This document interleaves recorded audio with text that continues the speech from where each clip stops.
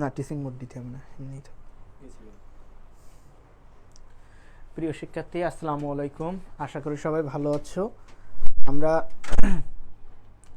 আমাদের কোষ রসায়নের তৃতীয় লেকচার, যেখানে আমরা এনজাইম এবং লিপিড অংশটা আজকে পড়াবো, এবং আজকের ক্লাসের মাধ্যমে আমাদের কোষ রসায়ন শেষ হবে। তো তোমরা আমাকে ঠিকমতো দেখতে পাচ্ছ কিনা এবং শুনতে পাচ্ছ কিনা একটু কমেন্ট করে জানিয়ে দাও, তারপরেই আমরা আমাদের ক্লাসটা শুরু করে দিই।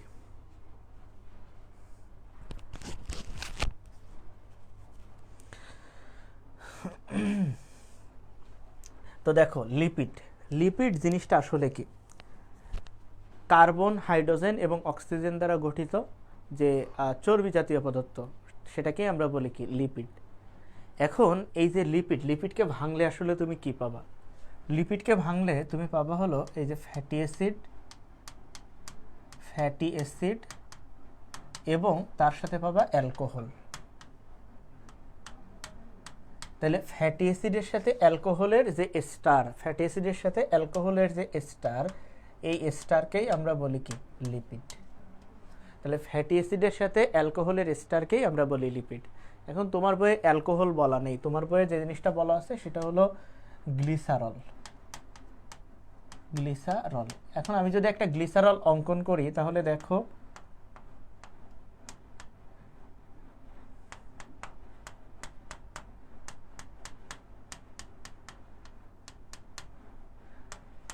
এই যে এটা হলো একটা গ্লিসারল। এখন গ্লিসারলে কি আছে? ওইস মূলক আছে। ওইস মানে কি? অ্যালকোহল। এই জন্যই কিন্তু আমরা বলি ফ্যাটি অ্যাসিডের সাথে এই যে অ্যালকোহল বা গ্লিসারলের যে এস্টার, সেটাকেই আমরা বলি কি লিপিড। এবং যেইখানে আমাদের এক অণু অ্যালকোহলের সাথে বা গ্লিসারলের সাথে 3 অণু ফ্যাটি অ্যাসিড যুক্ত হয়, তাহলে 3 অণু ফ্যাটি অ্যাসিড আমাদের কি হয়? এক অণু গ্লিসারলের সাথে যুক্ত হয়ে যে স্টার তৈরি করে, সেটাকেই আমরা বলি কি লিপিড। অর্থাৎ লিপিডকে তুমি আদ্র বিশ্লেষণ করলে তুমি এই যে অ্যালকোহল বা গ্লিসারল এবং সাথে কি পাবে? ফ্যাটি অ্যাসিড পাবে। তাহলে আমরা বলতে পারি লিপিড মানে ফ্যাটি অ্যাসিড প্লাস গ্লিসারলের স্টার। অর্থাৎ যে যৌগ আদ্র বিশ্লেষিত হয়ে ফ্যাটি অ্যাসিড বা অ্যালকোহল তৈরি করে, তাকেই আমরা বলি কি? আমরা বলি লিপিড। এখন আসো এই যে লিপিড, এই লিপিডের শ্রেণী বিভাগে আসো একটু। দেখো, লিপিডকে আমরা 3 ভাগে ভাগ করতে পারি: সরল লিপিড, যৌগিক লিপিড, আর একটা কি উদ্ভূত লিপিড। এখন আসো সরল লিপিড মানে কি? সরল লিপিড মানে যে লিপিডকে ভাঙলে তুমি ফ্যাটি অ্যাসিড এবং কি পাবা? গ্লিসারল পাবা বা অ্যালকোহল পাবা। তাহলে যে অ্যাসিডকে ভাঙলে আমরা শুধুমাত্র ফ্যাটি অ্যাসিড এবং অ্যালকোহল পাবো, সেই লিপিডকেই আমরা বলবো কি সরল লিপিড। অর্থাৎ এইখানে ফ্যাটি অ্যাসিড এবং অ্যালকোহল ছাড়া আমরা আর কোনো বস্তু পাবো না। এখন আসো এই সরল লিপিড, এটা আবার 2 রকমের, একটা স্নেহদ্রব্য আর একটা কি মোম। এখন আসো স্নেহদ্রব্য মানে কি? স্নেহদ্রব্য মানে এই স্নেহদ্রব্যকে ভাঙলে আমরা পাবো হলো এই যে ফ্যাটি অ্যাসিড এবং তার সাথে পাবো কি গ্লিসারল। তাহলে ফ্যাটি অ্যাসিড এবং গ্লিসারল তোমার যে স্টার যৌগ তৈরি করে, সেই স্টার যৌগকেই আমরা বলি কি স্নেহদ্রব্য। এখন আসো মোম। তাহলে মোমকে ভাঙলে আমরা কি পাবো? মোমকে ভাঙলে আমরা পাবো ফ্যাটি অ্যাসিড এবং তার সাথে আমরা পাবো হলো মনোহাইড্রিক অ্যালকোহল।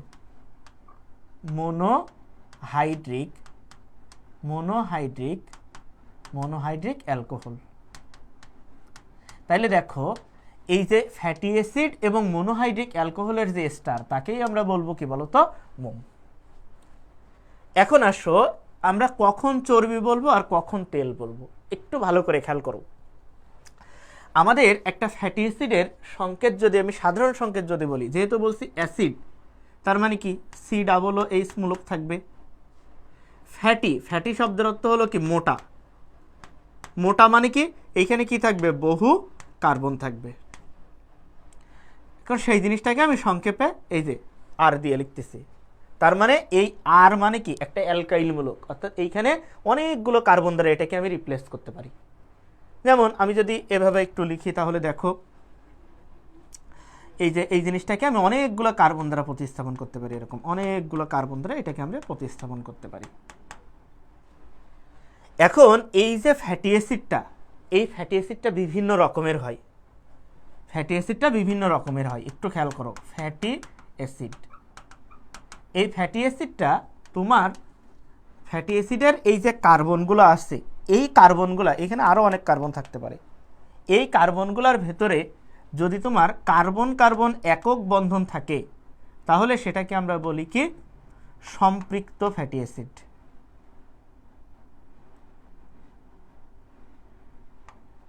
সম্পৃক্ত ফ্যাটি অ্যাসিড। আর যদি কার্বন কার্বন দ্বিবন্ধন অথবা কার্বন কার্বন যদি ত্রিবন্ধন থাকে ফ্যাটি অ্যাসিডে তাহলে সেটাকে আমরা বলি কি অসম্পৃক্ত ফ্যাটি অ্যাসিড। এখন আসো তেল আর চর্বি। তাহলে তেল থেকে মনে রাখবা আতেল, তেল থেকে মনে রাখবা কি আতেল। মানে অসম্পৃক্ত। তাহলে দেখো আমরা যদি এই অসম্পৃক্ত ফ্যাটি অ্যাসিডের সাথে, ভালো করে খেয়াল করো, এই যে অসম্পৃক্ত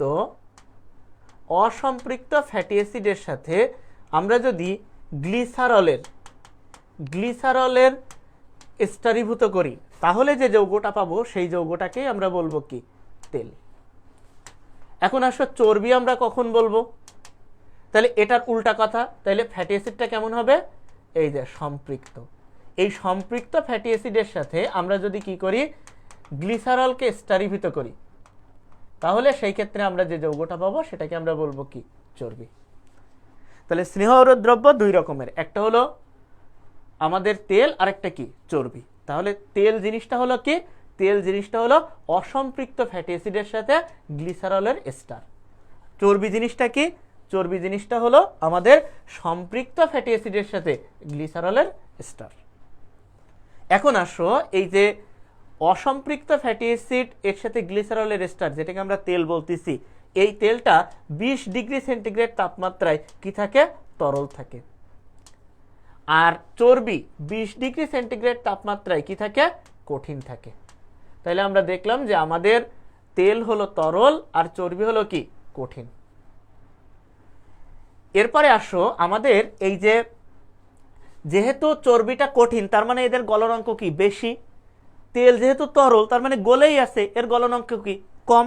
তাহলে দেখো এর গলনাঙ্ক এটা কি হবে বলো তো কম, আর এর গলনাঙ্ক এটা কি হবে বলো তো বেশি হবে। তাহলে দেখো তেল চর্বির আমরা মোটামুটি 2-3টা পার্থক্য পড়ে ফেলছি। তাহলে একটা পার্থক্য আমরা বললাম হলো তেল অসম্পৃক্ত, চর্বি কি সম্পৃক্ত। তেল 20 ডিগ্রি সেন্টিগ্রেড তাপমাত্রায় তরল আর চর্বি 20 ডিগ্রি সেন্টিগ্রেড তাপমাত্রায় কি কঠিন। তেলের গলনাঙ্ক কম, চর্বির গলনাঙ্ক বেশি। এবং আমরা অসম্পৃক্ত বলছি তার মানে কি তেলে কার্বন কার্বন কি থাকবে বলতো আমাদের এই যে দ্বিবন্ধন অথবা কি থাকবে ত্রিবন্ধন থাকবে। আর চর্বি সম্পৃক্ত তার মানে কার্বন কার্বন কি থাকবে এখানে একক বন্ধন থাকবে। তাহলে আশা করি তেল আর চর্বির পার্থক্য তুমি বুঝতে পেরেছো।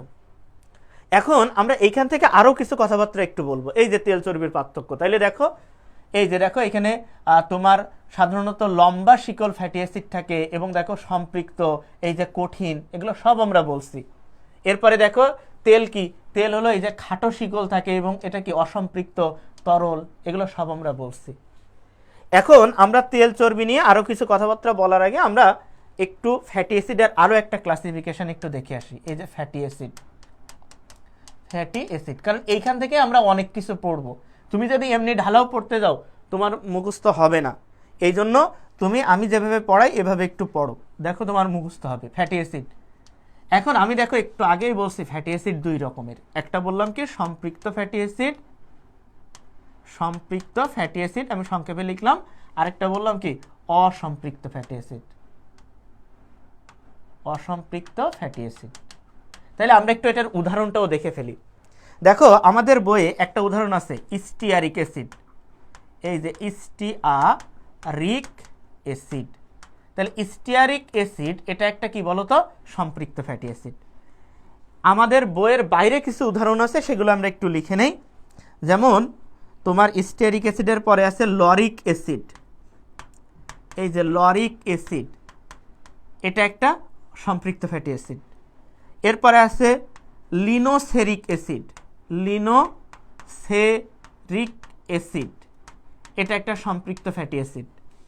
এরপরে আমাদের আছে কি ক্যাপ্রিক অ্যাসিড, ক্যাপ্রিক অ্যাসিড এটা একটা সম্পৃক্ত ফ্যাটি অ্যাসিড। তাহলে এই সম্পৃক্ত ফ্যাটি অ্যাসিড গ্লিসারলের সাথে যে স্টার তৈরি করবে সেই স্টারকেই আমরা বলবো কি বলতো তোমার তেল। সরি, সম্পৃক্ত ফ্যাটি অ্যাসিড গ্লিসারলের সাথে স্টার তৈরি করলে সেটাকে আমরা বলবো চর্বি। কি বলবো বলো? চর্বি। কারণ আমি ওই সাইডেই বলছি সম্পৃক্ত ফ্যাটি অ্যাসিডের সাথে গ্লিসারলের স্টারকে বলি কি চর্বি। এখন আসো অসম্পৃক্ত ফ্যাটি অ্যাসিড। অসম্পৃক্ত ফ্যাটি অ্যাসিডের উদাহরণ কি? এই যে লিনোলিক, লিনোলিক অ্যাসিড। এরপরে কি লিনোলেনিক অ্যাসিড। এগুলো সবই হলো আমার অসম্পৃক্ত ফ্যাটি অ্যাসিড। আর অসম্পৃক্ত ফ্যাটি অ্যাসিড গ্লিসারলের সাথে আমাদের অসম্পৃক্ত ফ্যাটি অ্যাসিড এর সাথে যদি আমার গ্লিসারল আমি যুক্ত করি তাহলে আমি কি পাবো? আমি বলছি অসম্পৃক্ত মানে আতেল। এই যে তেল, মানে অসম্পৃক্ত, তেল মানে তেল। তাহলে অসম্পৃক্ত ফ্যাটি অ্যাসিডের সাথে গ্লিসারলের এস্টার করলে আমরা কি পাবো? তেল। তাহলে সম্পৃক্ত ফ্যাটি অ্যাসিডের সাথে আমরা যদি গ্লিসারলের এস্টার করি তাহলে আমরা কি পাবো? চর্বি পাবো। আমি একটু আগেই কিন্তু বলেছি। তার মানে আমার এই অ্যাসিডগুলোর সাথে গ্লিসারল এস্টারীভূত হয়ে তৈরি করবে চর্বি। এই অ্যাসিডগুলোর সাথে আমার গ্লিসারল এস্টারীভূত হয়ে তৈরি করবে কি? তেল। এখন আসো এই অসম্পৃক্ত fatty acid linoleic, linolenic acid এগুলো হলো essential fatty acid. Essential fatty acid ভালো করে খেয়াল করবা। ইসেনশিয়াল ফ্যাটি অ্যাসিড মানে কি? যে সকল ফ্যাটি অ্যাসিড আমাদের দেহে তৈরি হয় না, অর্থাৎ যে সকল ফ্যাটি অ্যাসিডগুলো আমাদের কি করতে হয়? মাস্ট বি খাবারের মাধ্যমে গ্রহণ করতে হয়, তাদেরকে আমরা বলি কি তোমার ইসেনশিয়াল ফ্যাটি অ্যাসিড। এই যে লিনোলিক অ্যাসিড, লিনোলেনিক অ্যাসিড এগুলো আমাদের দেহে তৈরি হয় না, এগুলো মাস্ট বি খাদ্যের মাধ্যমে আমরা কি করি? গ্রহণ করি। এই জন্য এদেরকে আমরা বলি কি? Essential fatty acid. এখন এই essential fatty acid linoleic, linolenic acid এগুলোর সাথে গ্লিসারল যুক্ত হয়ে আমার তৈরি করবে কি? ইসেনশিয়াল লিপিড তৈরি করবে। তাহলে পরীক্ষায় যদি প্রশ্ন আসে নিচের কোনটা ইসেনশিয়াল লিপিড, তখনও কিন্তু উত্তর হবে কি? এই যে লিনোলিক, লিনোলেনিক অ্যাসিড। এরপরে আসো আমাদের এই স্টিয়ারিক অ্যাসিড, লোলিক acid, lignoceric acid, capric acid এগুলো সবই কি? নন ইসেনশিয়াল। নন ইসেনশিয়াল, এগুলো সবই হলো নন ইসেনশিয়াল ফ্যাটি অ্যাসিড। তাহলে এরা যেহেতু নন ইসেনশিয়াল ফ্যাটি অ্যাসিড, তার মানে এরা কি করবে? গ্লিসারলের সাথে স্টারীভূত হয়ে যে চর্বি তৈরি করবে সেটা কি হবে? আমাদের নন ইসেনশিয়াল চর্বি হবে। এবং এই নন ইসেনশিয়াল চর্বি এটা আমাদের দেহে তৈরিই হয়, এই জন্য এটা খাদ্যের মাধ্যমে গ্রহণ করার দরকার নাই। তাহলে দেখো আমি এক ফ্যাটি অ্যাসিডের ক্লাসিফিকেশন দিয়েই আমি কিন্তু নিচের কোনটা essential fatty acid, non essential fatty acid, নিচের কোনটা ইসেনশিয়াল চর্বি, নিচের কোনটা ইসেনশিয়াল তেল, আমি কিন্তু অনেক কিছু ব্যাখ্যা করতে পারবো। তাহলে আশা করি এটা বুঝতে পেরেছো। এরপরে চলে আসো আমাদের এই যে লিনোলিক অ্যাসিড আর লিনোলেনিক অ্যাসিড এগুলার একটু বইয়ে দেখো একটা ছবি আছে, দেখো ছবির ওইখানে দেখো লিনোলিক অ্যাসিড, ওইখানে নিচের কার্বন থেকে একটু গণনা করে দেখো 6 নাম্বার কার্বনে যে আমাদের কি আছে? দ্বিবন্ধন আছে। এই জন্য লিনোলিক অ্যাসিডকে আমরা বলি কি? ওমেগা 6। আর লিনোলেনিক অ্যাসিড এটাই তুমি যদি নিচ থেকে গণনা করো তাহলে দেখবা নিচ থেকে 3 নাম্বার কার্বনে যে আমাদের কি আছে? দ্বিবন্ধন আছে। তাইলে এই জন্য আমরা এই যে লিনোলিক অ্যাসিড এটাকে বলি কি? Omega 3 fatty acid. তাইলে ওমেগা 6 ফ্যাটি অ্যাসিড মানে কি? Linoleic acid. আর লিনোলেনিক অ্যাসিড মানে কি? Omega 6 fatty acid. তাহলে যাই লিনোলিক অ্যাসিড তাই ওমেগা 6, যাই লিনোলেনিক তাই হলো কি? ওমেগা 3। আর আমি আগে যেহেতু বলছি linoleic, linolenic essential fatty acid, তার মানে ওমেগা 3, ওমেগা 6 এগুলো সবই কি? Essential fatty acid. তাহলে এই ইসেনশিয়াল ফ্যাটি অ্যাসিডের সাথে গ্লিসারলের এস্টারকেই আমরা বলবো কি? তেল। তাহলে এই যে ওমেগা 3, ওমেগা 6 এগুলো আমাদের দেহে তৈরি হয় না, এগুলো আমাদের দেহের জন্য প্রয়োজনীয় অনেক। এই জন্য আমাদের এই তেলগুলো কি করতে হয়? খাবারের মাধ্যমে গ্রহণ করতে হয়। তাহলে আশা করি ওমেগা 3, ওমেগা 6 এই ব্যাপারটা ক্লিয়ার হয়েছে। এখন আসো সিস ট্রান্স জিনিসটা একটু আমি বুঝাই দেই। সিস আর ট্রান্স, আমি একটু আরেকটা স্লাইড নেই। সিস আর ট্রান্স, এই যে সিস আর একটা হলো কি? ট্রান্স। সিস ট্রান্স জিনিসটা কি? দেখো আমাদের এই যে আমি বলছি অসম্পৃক্ত ফ্যাটি অ্যাসিডে কি থাকে? কার্বন কার্বন দ্বিবন্ধন থাকে। অসম্পৃক্ত ফ্যাটি অ্যাসিডে কার্বন কার্বন কি থাকে? দ্বিবন্ধন থাকে। এখন এই কার্বন কার্বন যে দ্বিবন্ধন, এই কার্বন কার্বন যে দ্বিবন্ধন, এর একদিকেই যদি দুইটা হাইড্রোজেন থাকে তাহলে সেটাকে আমরা বলি কি সিস ফ্যাটি অ্যাসিড। আর যদি কার্বন কার্বন দ্বিবন্ধনের দুই দিকে যদি হাইড্রোজেন থাকে তাহলে সেটাকে আমরা বলি কি ট্রান্স ফ্যাটি অ্যাসিড। তাহলে কার্বন কার্বন দ্বিবন্ধনের একই দিকে যদি হাইড্রোজেন থাকে তাহলে সেটাকে বলা হয় সিস ফ্যাটি অ্যাসিড, আর যদি দুই দিকে হাইড্রোজেন থাকে তাহলে সেটাকে আমরা বলি কি ট্রান্স ফ্যাটি অ্যাসিড। এখন দেখো তোমার বইয়ে একটা লাইন বলছে, সেটা হলো সিস ফ্যাটি অ্যাসিড এটা হলো গুড, সিস ফ্যাটি অ্যাসিড এটা হলো গুড বা এটা ভালো, আর ট্রান্স ফ্যাটি অ্যাসিড এটা হলো ব্যাড মানে কি এটা খারাপ। এখন আসো এই যে তোমার সিস ফ্যাটি অ্যাসিড ভালো, ট্রান্স ফ্যাটি অ্যাসিড খারাপ, এটার মানে আসলে কি খেয়াল করো। আমাদের ট্রান্স ফ্যাটি অ্যাসিডে কি আছে দেখো, কার্বন কার্বন দ্বিবন্ধন আছে, এই যে কার্বন কার্বন দ্বিবন্ধন আছে এবং হাইড্রোজেন দুইটা কি আছে দুই দিকে আছে। এখন যখন তুমি এই ট্রান্স ফ্যাটি অ্যাসিড খাবা তখন সেটা দেহের ভেতরে দিয়ে এই হাইড্রোজেনের সাথে বিক্রিয়া করবে, বিক্রিয়া করলে কি হবে এই দুইটা হাইড্রোজেন বন্ধন ভেঙে যাবে, এই দুইটা ডাবল বন্ধন ভেঙে যাবে, ভেঙে যে আমাদের কি হবে এই যে কার্বনের তাইলে কি একটা করে হাত খালি হয়ে গেল, একটা করে হাত খালি হয়ে গেল, এই খালি হওয়া হাতের সাথে কি হবে হাইড্রোজেনটা যুক্ত হবে। তাহলে দেখো দ্বিবন্ধন দ্বারা এটা কি ছিল অসম্পৃক্ত ছিল, অসম্পৃক্ত ছিল। অসম্পৃক্ত মানেই কি আমরা একটু আগেই পড়ে আসছি, অসম্পৃক্ত মানে কি তেল। এখন দেখো সে একক বন্ধন হয়ে যে তৈরি করলো কি বলতো সম্পৃক্ত, আর সম্পৃক্ত মানে কি চর্বি। তাহলে দেখো আমার তেল শরীরের ভেতরে যে হয়ে যাচ্ছে কি চর্বি, তাহলে চর্বি জিনিসটা কঠিন, রক্তনালীতে জমা হয়ে তোমার কি করবে রক্তনালীতে ব্লক সৃষ্টি করবে। এই জন্যই দেখো বলছি কি আমাদের ট্রান্স জিনিসটা হলো কি খারাপ আর সিস জিনিসটা হলো ভালো। এখন সিস ভালো কেন আমি একটু বলে দিই। দেখো এখানে হাইড্রোজেন যেহেতু দুই দিকে ছিল এই জন্য এই হাইড্রোজেনটা সহজেই আমার কি এই দ্বিবন্ধনকে ভেঙে তোমার এই মানে যুক্ত হইতে পারছে। কিন্তু এইখানে দেখো হাইড্রোজেন একই দিকে থাকার কারণে এই হাইড্রোজেনটা আমাদের এই দ্বিবন্ধনকে কি করতে পারবে না, সহজেই ভাঙতে পারবে না। যার কারণে আমাদের এই দ্বিবন্ধন যদি না ভাঙে তাহলে অসম্পৃক্ত জিনিস কিন্তু সম্পৃক্ত জিনিস অর্থাৎ চর্বিতে পরিণত হইতে পারবে না, অর্থাৎ এটার সাথে এই হাইড্রোজেনটা কিন্তু বিক্রিয়া করতে পারবে না। যার কারণে এইখানে অসম্পৃক্তটা সম্পৃক্ততে পরিণত হইতে পারবে না। এই জন্য বলছে সিস ভালো, ট্রান্স কি খারাপ। তাইলে আশা করি তুমি সরল লিপিডের স্নেহদ্রব্য, তেল, চর্বি, ওমেগা 3, ওমেগা 6, সিস, ট্রান্স এই জিনিসগুলোর একদম বেসিক ক্লিয়ার হয়েছে, আশা করি বুঝতে পেরেছো। এখন আমাদের বইয়ে একটা সিস ফ্যাটি অ্যাসিডের একটা উদাহরণ দেওয়া আছে যার নাম হলো কি অলিভ অয়েল, যার নাম কি অলিভ অয়েল। এটা কিন্তু আমাদের দেহের জন্য ভালো। কেন ভালো? কারণ এটা একটা cis fatty acid. Cis fatty acid হওয়ার কারণে সে হাইড্রোজেনের সাথে বিক্রিয়া করে সহজেই কি চর্বিতে পরিণত হচ্ছে না, তো যার কারণে এটা আমাদের দেহের জন্য ভালো। আশা করি এটা বুঝতে পেরেছো। এখন আসো আমাদের এই যে মোম মানে আমি বলছি কি ফ্যাটি অ্যাসিডের সাথে যদি মনোহাইড্রিক অ্যালকোহল, আমাদের গ্লিসারল মানে কি ট্রাইহাইড্রিক অ্যালকোহল, যেটা আমি আগে দেখাইছি। তাহলে ট্রাইহাইড্রিক অ্যালকোহলের পরিবর্তে আমাদের যদি ফ্যাটি অ্যাসিড মনোহাইড্রিক অ্যালকোহলের সাথে যুক্ত হয় তখন সেটাকে আমরা বলবো কি মোম। এবং মোম থেকে একটু পড়বা, মোমে আমাদের কি হবে, মোমে আমাদের কার্বনের সংখ্যা হবে 24 থেকে 36। মোমে কার্বনের সংখ্যা কত হবে 24 থেকে 36। এবং মোম রাসায়নিকভাবে কি নিষ্ক্রিয়। এখন আসো মোমের এটা কিন্তু আমি মোমের কার্বন বলছি। এখন মোমে দেখো দুইটা জিনিস আছে, একটা আছে ফ্যাটি অ্যাসিড আর একটা গ্লিসারল মনোহাইড্রিক অ্যালকোহল। এখন ফ্যাটি অ্যাসিড আর মনোহাইড্রিক অ্যালকোহলে এইখানে কিন্তু আবার আলাদা আলাদা কার্বনের রেঞ্জ আছে, এটা একটু পড়ে নিবা। এরপরে আসো মোমের গুরুত্ব কি বা কাজ কি।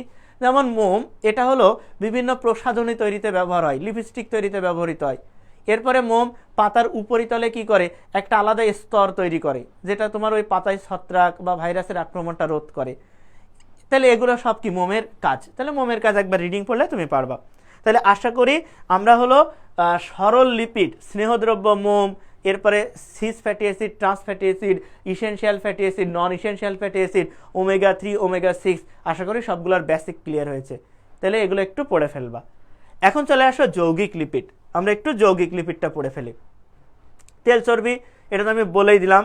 এই যে দেখো উদাহরণগুলা, চর্বির উদাহরণ এই যে লিনোলিক, এরপরে হলো স্টিয়ারিক অ্যাসিড, ওই যে বললাম না স্টিয়ারিক, এই যে লরিক অ্যাসিড, দেখছো এগুলো আমি, এরপরে এই যে অলিক অ্যাসিড, লিনোলিক অ্যাসিড, এগুলো সবই হলো আমাদের ওই যে এইখানে কিন্তু এটা হবে না, এটা এটা বাদ দিয়ে দিই ওইখান থেকে। এরপরে দেখো এটা হলো এই যে আমরা চর্বি পাই কোথায়, এই যে নারকেল তেল, প্রাণীজ ঘি, মাখন এইখানে, আর তেল ওটা আমরা পাই কোথায়, ভোজ্য তেলে, এটা কিন্তু আমরা বলেছি। আচ্ছা, তাহলে সরল লিপিড নিয়ে আমি যে কথাগুলো বললাম সেই কথাগুলোই দেখো এখানে বলছে দুই রকমের, একটা হলো চর্বি আর একটা তেল। চর্বি তেল জিনিসটা কি সেটা আমি আলোচনা করছি। মোম মানে কি 24 থেকে 36টা কার্বন পরমাণু থাকবে, পানিতে অদ্রবণীয় হবে, রাসায়নিকভাবে নিষ্ক্রিয়, এই জন্য আরও একটা নাম প্যারাফিন। এগুলো সব আমি বলেছি। এরপরে চলে আসো জটিল লিপিড বা যৌগিক লিপিড। এখন আসো যৌগিক লিপিড মানে কি। দেখো আমরা এই যে লিপিড, লিপিডকে ভাঙলে, এই যে লিপিড, এই লিপিডকে ভাঙলে আমরা কি পাই, এই যে fatty acid, fatty acid plus আমরা কি পাই, আমরা পাই হলো গ্লিসারল। ফ্যাটি অ্যাসিড প্লাস কি পাই, গ্লিসারল পাই লিপিডকে ভাঙলে। এখন আসো যৌগিক লিপিডকে যদি ভাঙি তাহলে আমরা এই ফ্যাটি অ্যাসিড গ্লিসারলের সাথে আমরা কি অন্য কোনো কিছু পাবো, অন্য যে কোনো কিছু পাবো, অন্য কোনো কিছু আমরা পাবো।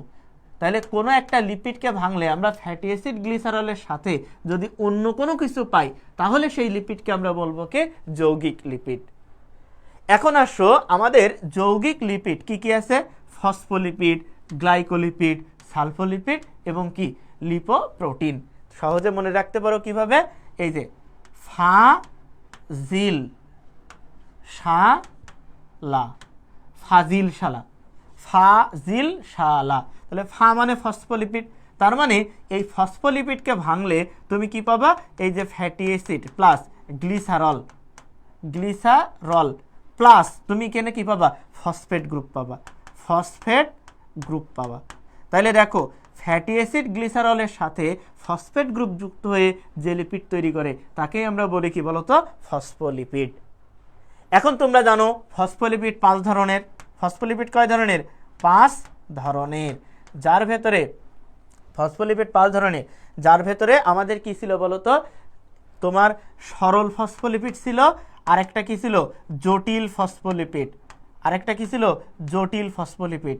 এখন এই 5 ধরনের ফসফোলিপিডের ভেতরে সরল ফসফোলিপিড কে ছিল বলতো, ফসফোটাইডিক অ্যাসিড, ফসফোটাইডিক অ্যাসিড, ফসফোটাইডিক অ্যাসিড, টাইডিক, ফসফোটাইডিক অ্যাসিড, এটা ছিল অ্যাসিড, এটা ছিল আমাদের সরল। আর বাকি যে 4 ধরনের ছিল সেটা কি ছিল, জটিল। এই জটিল ফসফোলিপিডের ভেতরে আমাদের প্রধান কে ছিল বলতো, জটিল ফসফোলিপিডের ভেতরে প্রধান ছিল লেসিথিন, লেসিথিন। এরপরে আছে কি প্লাজমালোজেন, প্লাজমালোজেন। তাইলে এই যে আমাদের লেসিথিন, প্লাজমালোজেন, এরপরে হলো ফসফোটাইডিক অ্যাসিড, এগুলো সবই হলো আমাদের ফসফোলিপিডের উদাহরণ।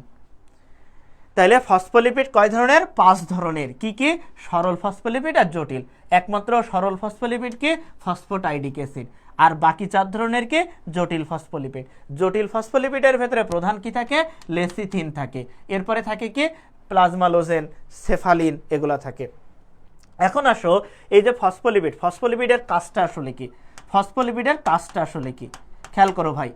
ফসফোলিপিড দেখো তোমরা একটা মতবাদ পড়ছো যে লেসিথিন বাহক মতবাদ, তার মানে কি ফসফোলিপিড কি করে, আয়ন বাহক হিসেবে কাজ করে। তাহলে ফসফোলিপিডের একটা কাজ হলো আয়ন বাহক হিসেবে কাজ করা, এর একটা কাজ হলো আয়ন বাহক হিসাবে কাজ করা, আয়ন বাহক হিসাবে কাজ করা।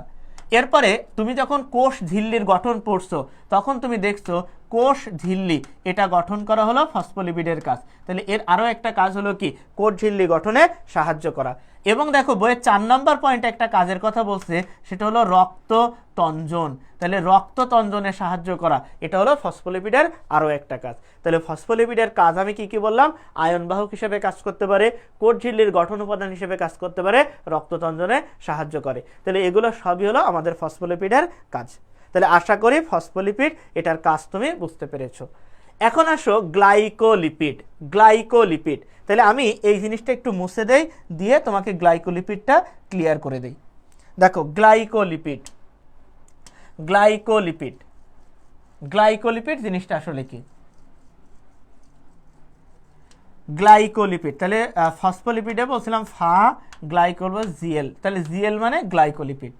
এখন আসো এই যে গ্লাইকোলিপিড, তার মানে এটাকে ভাঙলে তুমি ফ্যাটি অ্যাসিড সাথে গ্লিসারল এবং এর সাথে কি পাবা, গ্লাইকো মানে কি কার্বোহাইড্রেট বা শর্করা পাবা। তাহলে দেখো বলছে কোনো একটা লিপিডকে ভেঙে ফ্যাটি অ্যাসিড গ্লিসারলের সাথে আমরা যদি শর্করা জাতীয় বস্তু পাই তাহলে সেটাকে আমরা বলবো কি গ্লাইকোলিপিড। এখন আসো এই যে গ্লাইকোলিপিড এর কাজটা আসলে কি, গ্লাইকোলিপিডের কাজটা কি? গ্লাইকোলিপিডের কাজ হলো ফটোসিনথেটিক অঙ্গাণু গঠন করা। ফটোসিনথেটিক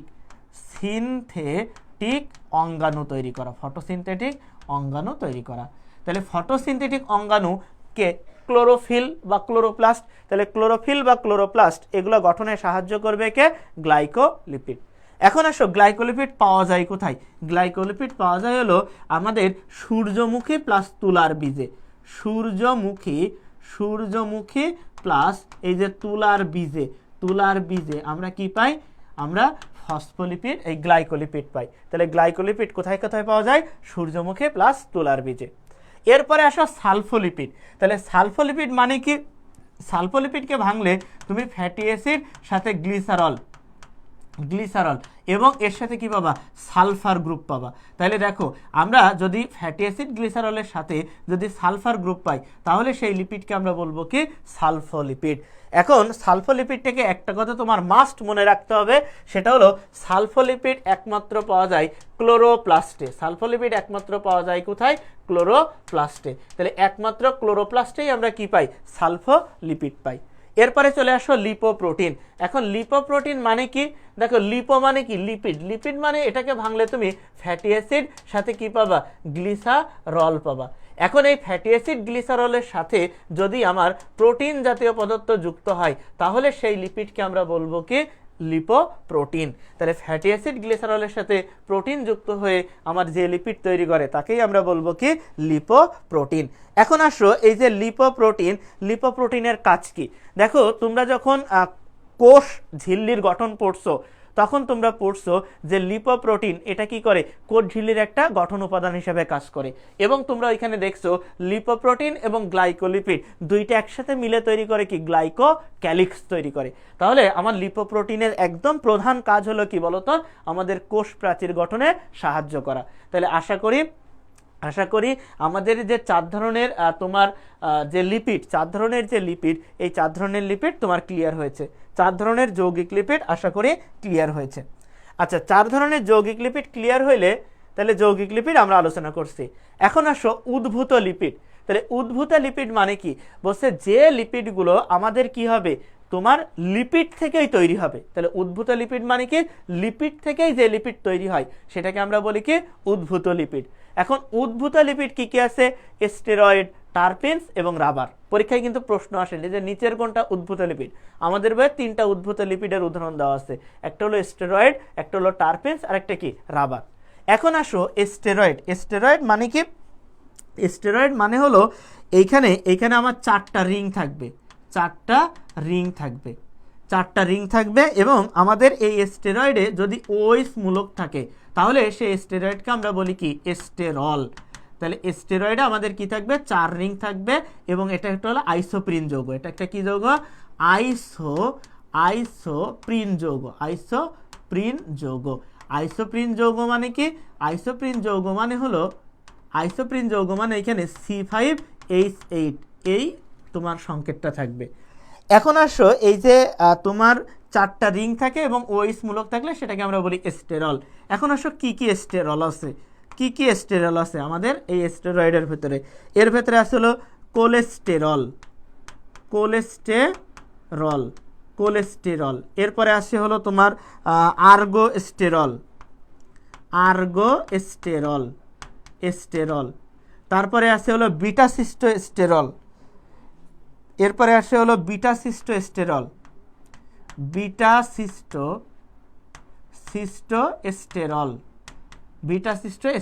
এরপরে আছে ডিজিটালিন। তাহলে এগুলো হলো সবই আমাদের স্টেরল জাতীয় পদার্থ বা স্টেরয়েড জাতীয় পদার্থ। এখন আসো কোলেস্টেরল, এটা কোথায় পাওয়া যায়? এই যে আলু, তারপরে হলো সুপ্রি সুপ্রি, আলু, এই জায়গাগুলোতে আমরা কি পাই? আমরা কোলেস্টেরল পাই। আর কোলেস্টেরল সবচেয়ে বেশি পাওয়া যায় কোথায়? এই যে প্রাণীতে, প্রাণীতে কোলেস্টেরল সবচেয়ে বেশি পাওয়া যায়। এগুলো ইম্পর্টেন্ট। এরপরে চলে আসছো আর্গোস্টেরল। আর্গোস্টেরল কোথায় পাওয়া যায়?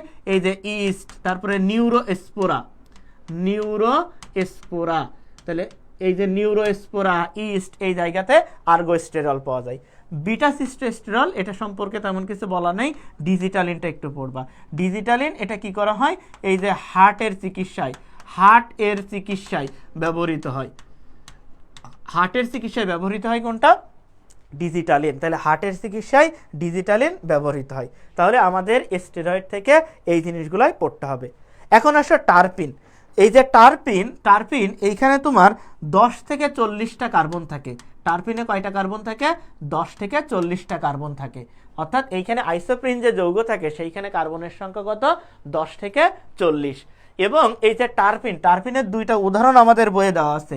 একটা হলো দেওয়া আছে পুদিনা, একটা দেওয়া আছে পুদিনা, আর একটা দেওয়া আছে কি? তুলসী। তো পুদিনা এবং তুলসী এই দুইটাই কি? সুগন্ধ জাতীয়, সুগন্ধি। তাহলে দেখো আমাদের এই যে টারপিনস, এইখান থেকে আমরা কি পাই? বিভিন্ন সুগন্ধি পাই। তাহলে বিভিন্ন সুগন্ধি তৈরিতে আমরা কি করি? টারপিনস ব্যবহার করি। তাহলে টারপিনস এর উদাহরণ কি? পুদিনা, তুলসী। এখানে কার্বন থাকে কয়টা? 10 থেকে 40টা। এরপরে চলে আসো রাবার। রাবার থেকে শুধুমাত্র মনে রাখবা এখানে কি থাকে? 3000 থেকে 6000, 3000 থেকে 6000 আইসোপ্রিন একক থাকে। 3000 থেকে 6000 আইসোপ্রিন একক থাকে, আইসোপ্রিন একক থাকে। এখানে 3000 থেকে 6000 আইসোপ্রিন একক থাকে। এবং এই যে রাবার, এটা হলো শিল্পক্ষেত্রে ব্যবহার করা হয়। তাহলে শিল্পক্ষেত্রে টায়ার তৈরি বা অন্যান্য বিভিন্ন উপকরণ তৈরিতে আমরা কি করি? রাবার ব্যবহার করি। তাহলে এগুলো সবই হলো আমাদের উদ্ভূত লিপিড। তাহলে উদ্ভূত লিপিড থেকে আমি এইখানে যেটুকু বলছি আর বইটা একবার রিডিং পড়লেই হয়ে যাবে। এখন আসো, তাহলে এই যে দেখো উদ্ভূত লিপিড দেখছো, এই যে আইসোপ্রিনাইড 27 থেকে 29 কার্বন বিশিষ্ট আইসোপ্রিনিড যৌগ হলো আমাদের স্টেরয়েড। তাহলে যেসব স্টেরয়েডে হাইড্রক্সিল গ্রুপ থাকে তাদেরকে আমরা বলি কি? স্টেরল। তাহলে এই যে কোলেস্টেরল, স্টিগমাস্টেরল, আর্গোস্টেরল, বেটা সিস্টোস্টেরল, ডিজিটালিন, এগুলো সব আমরা বলেছি। এরপরে বলছি দেখো কোলেস্টেরল প্রাণীদেহে বেশি পাওয়া যায়। আলু, চুপড়ি আলুতে কোলেস্টেরল থাকে, এটা আমরা বলেছি। ইস্ট, নিউরোস্পোরাতে আর্গোস্টেরল থাকে, এটা আমরা বলেছি। হৃৎপিণ্ডের চিকিৎসায় ডিজিটালিন ব্যবহৃত হয়, এটাও আমরা বলেছি। তাহলে আশা করি উদ্ভূত লিপিড, স্টেরয়েড ক্লিয়ার হয়ে গেল। এখন আসো লিপিড প্রোফাইল। আচ্ছা, এখন এই যে কোলেস্টেরল, কোলেস্টেরল এটা আমাদের কি করে? দেখো রক্তে কোলেস্টেরলের মাত্রা বেড়ে গেলে হৃদরোগের সম্ভাবনা বেড়ে যায়। রক্তে কোলেস্টেরলের মাত্রা বেড়ে গেলে কি হয়? আমাদের হৃদরোগের সম্ভাবনা বেড়ে যায়। এবং আমাদের যে লিপিড প্রোফাইল, আমাদের যে লিপিড প্রোফাইল আছে, এই যে লিপিড প্রোফাইল, লিপিড যে প্রোফাইল আছে, এই লিপিড প্রোফাইলে আমরা আসলে কি কি দেখি? আমরা লিপিড প্রোফাইলে আমরা একটু দেখবো হলো এইচডিএল, এইচডিএল দেখি। এরপরে আমরা লিপিড প্রোফাইলে কি দেখি? এলডিএল দেখি, এলডিএল দেখি। এরপরে আমরা লিপিড প্রোফাইলে কি দেখি? টোটাল গ্লিসারাইড দেখি, ট্রাইগ্লিসারাইড দেখি। এরপরে আমরা কি দেখি? টোটাল কোলেস্টেরল দেখি, টোটাল কোলেস্টেরল দেখি, টোটাল কোলেস্টেরল দেখি। এখন দেখো আমার লিপিড প্রোফাইলে এই যে এইচডিএল এর পরিমাণ 40-এর বেশি থাকা ভালো। তাহলে এইচডিএল এর পরিমাণ আমাদের যদি 40-এর বেশি থাকে তাহলে এটা ভালো। এলডিএল এর পরিমাণ 100-র কম থাকা ভালো। ট্রাইগ্লিসারাইড এর পরিমাণ 150-এর কম থাকা ভালো। আর টোটাল কোলেস্টেরল এর পরিমাণ হলো 200-র কম থাকা ভালো। তাহলে দেখো একটা সিরিয়ালে আমি এখানে আলোচনা করছি, সংখ্যাগুলো দেখো উপরের দিকে ছোট, আস্তে আস্তে কি বড়। এবং দেখো পরে সব বাড়ছে কত করে? 50 করে বাড়ছে, 50 করে দেখো বাড়ছে। তাহলে এই মানগুলো একটু লাগবে। লিপিড প্রোফাইলে আমরা কি কি দেখি? লিপিড প্রোফাইলে আমরা দেখি এইচডিএল, এলডিএল, ট্রাইগ্লিসারাইড এবং টোটাল কোলেস্টেরল দেখি। এখন এইচডিএল এর মান কত থাকা ভালো? 40-এর বেশি থাকা ভালো। এলডিএল এর মান 100-র কম থাকা ভালো। ট্রাইগ্লিসারাইডের মান 150-এর কম থাকা ভালো। টোটাল কোলেস্টেরলের মান 200-র কম থাকা ভালো।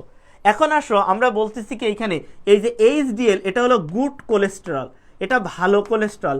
এলডিএল হলো ব্যাড বা খারাপ কোলেস্টেরল। এখন এইচডিএল ভালো, এলডিএল খারাপ, কেন একটু খেয়াল করো। আমি এইখানে একটা স্লাইড একটু নিয়ে এই জিনিসটা একটু বোঝাই দেই। দেখো HDL তার মানে কি high density lipoprotein, high density lipoprotein, high density lipoprotein. এখন আসো লিপোপ্রোটিন মানে এইখানে কি আছে, লিপিড আছে আর কি আছে, প্রোটিন আছে। লিপিড আছে আর কি আছে, প্রোটিন আছে। এখন দেখো হাই ডেনসিটি লিপোপ্রোটিনে প্রোটিন বেশি থাকে, প্রোটিন বেশি থাকে, লিপিড কি থাকে, কম থাকে। আর লিপিড কম থাকা মানে কি ভালো, এই জন্য কিন্তু আমাদের HDL কি ভালো কোলেস্ট্রল। আর লো ডেনসিটি লিপোপ্রোটিনে কি থাকে, তোমার লিপিড বেশি থাকে, প্রোটিন কম থাকে। আর লিপিড বেশি থাকা কি খারাপ, একটু আগে আমরা দেখাইছি লিপিড বেশি থাকে কি খারাপ, এই জন্য আমাদের LDL কি খারাপ কোলেস্ট্রল। তাহলে HDL এবং LDL কে ভালো এবং কে খারাপ সেটা কিন্তু আমরা বলে দিয়েছি। এবং দেখো এখানে বলছে যে সাধারণত পুরুষ লোক অপেক্ষা স্ত্রী লোকে কি থাকে, HDL এর পরিমাণ বেশি থাকে। HDL এর পরিমাণ আমাদের স্ত্রীদের বেশি থাকার কারণে স্ত্রীদের হৃদরোগ সাধারণত একটু কম হয়, আর পুরুষের হৃদরোগ কি হয় বলো তো, বেশি হয়। এরপরে আমাদের রক্তে কোলেস্ট্রলের স্বাভাবিক মাত্রাটা একটু পড়া লাগবে। স্বাভাবিক মাত্রা হলো 0.15 থেকে 1.20%। তাইলে আশা করি স্টেরয়েড নিয়ে আর কোনো সমস্যা থাকার কথা না, লিপিড প্রোফাইল নিয়ে আর কোনো সমস্যা থাকার কথা না। এখন আসো উদ্ভূত লিপিড, আরও কিছু উদ্ভূত লিপিড আমাদের বইয়ে আলোচনা করা আছে, তো সেই জিনিসগুলো নিয়ে আমরা একটু আলোচনা করব। লিপিড প্রোফাইল এটা আমরা বলেছি, এই যে লিপিড প্রোফাইল এটা আমরা আলোচনা করছি, একটু আগে আমরা এটা আলোচনা করছি। লিপিড প্রোফাইল এই যে এই জিনিসগুলো আমরা আলোচনা করছি, সব এই জিনিসগুলো আমরা সব আলোচনা করছি। এরপরে আচ্ছা আচ্ছা এখন আসো আমরা এই জিনিসটা আসার আগে আমরা আরেকটা জিনিস একটু আলোচনা করি, সেটা হলো আমাদের দেখো আরো কিছু উদ্ভূত লিপিডের উদাহরণ আমাদের বইয়ে দেওয়া আছে, যার ভিতরে একটা আছে ক্যারোটিনয়েডস, একটা আছে কি ক্যারোটিনয়েডস। এখন এই যে ক্যারোটিনয়েডস এটা হলো কি আলো শোষণকারী পিগমেন্ট। ক্যারোটিনয়েডস হলো কি আলো শোষণকারী পিগমেন্ট,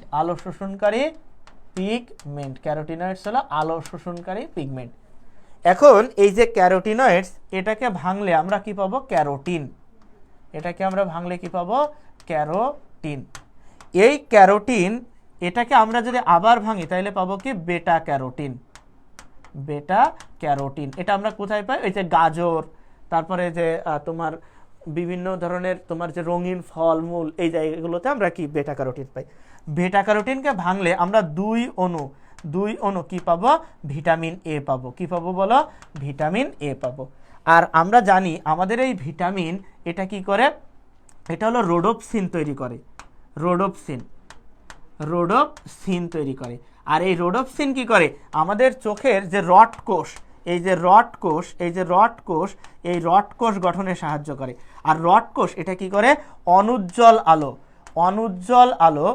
অনুজ্জ্বল আলোতে দেখতে সাহায্য করে, অর্থাৎ কি করে, রাতে দেখতে সাহায্য করে। তাইলে এখন দেখো কেউ যদি ক্যারোটিনয়েডস জাতীয় ফল বা বিটা ক্যারোটিন যুক্ত ফল বা ভিটামিন এ যদি কম খায়, তাহলে তার কি হবে না বলো তো, রোডোপসিন তৈরি হবে না। রোডোপসিন তৈরি না হলে সে কি করবে না, রডকোষ তৈরি করতে পারবে না। রডকোষ তৈরি না করতে পারলে অনুজ্জ্বল আলোতে দেখতে পারবে না, অর্থাৎ রাতের বেলা সে ঠিকমতো দেখতে পারবে না। তখন তার যে অসুখটা হবে সেটাকে আমরা বলবো কি রাতকানা অসুখ। কি বলবো বলো, রাতকানা অসুখ। তাহলে কারো যদি ভিটামিন এ এর ঘাটতি হয় তাহলে তার ক্ষেত্রে কি হবে, রাতকানা অসুখ হবে। এখন আসো এটা গেল হলো আমাদের এই যে ক্যারোটিনয়েডস নিয়ে আলোচনা। তাহলে ক্যারোটিনয়েডস এটাও একটা কি আমাদের স্টেরয়েড জাতীয় পদার্থ, অর্থাৎ উদ্ভূত লিপিড জাতীয় পদার্থ। এখন আসো আমাদের কিছু স্টেরয়েড হরমোনের কথা বলছে। স্টেরয়েড হরমোন, তাহলে স্টেরয়েড হরমোন কি কি আছে, এটাও একটা উদ্ভূত লিপিড। স্টেরয়েড হরমোন কি কি আছে, একটু দুইটা জিনিস মনে রাখবা, সেটা হলো আমাদের এই যে বৃক্ক, এই বৃক্কের মাথায় এই যে একটা গ্রন্থি থাকে, এই গ্রন্থিটাকে বলা হয় অ্যাড্রেনাল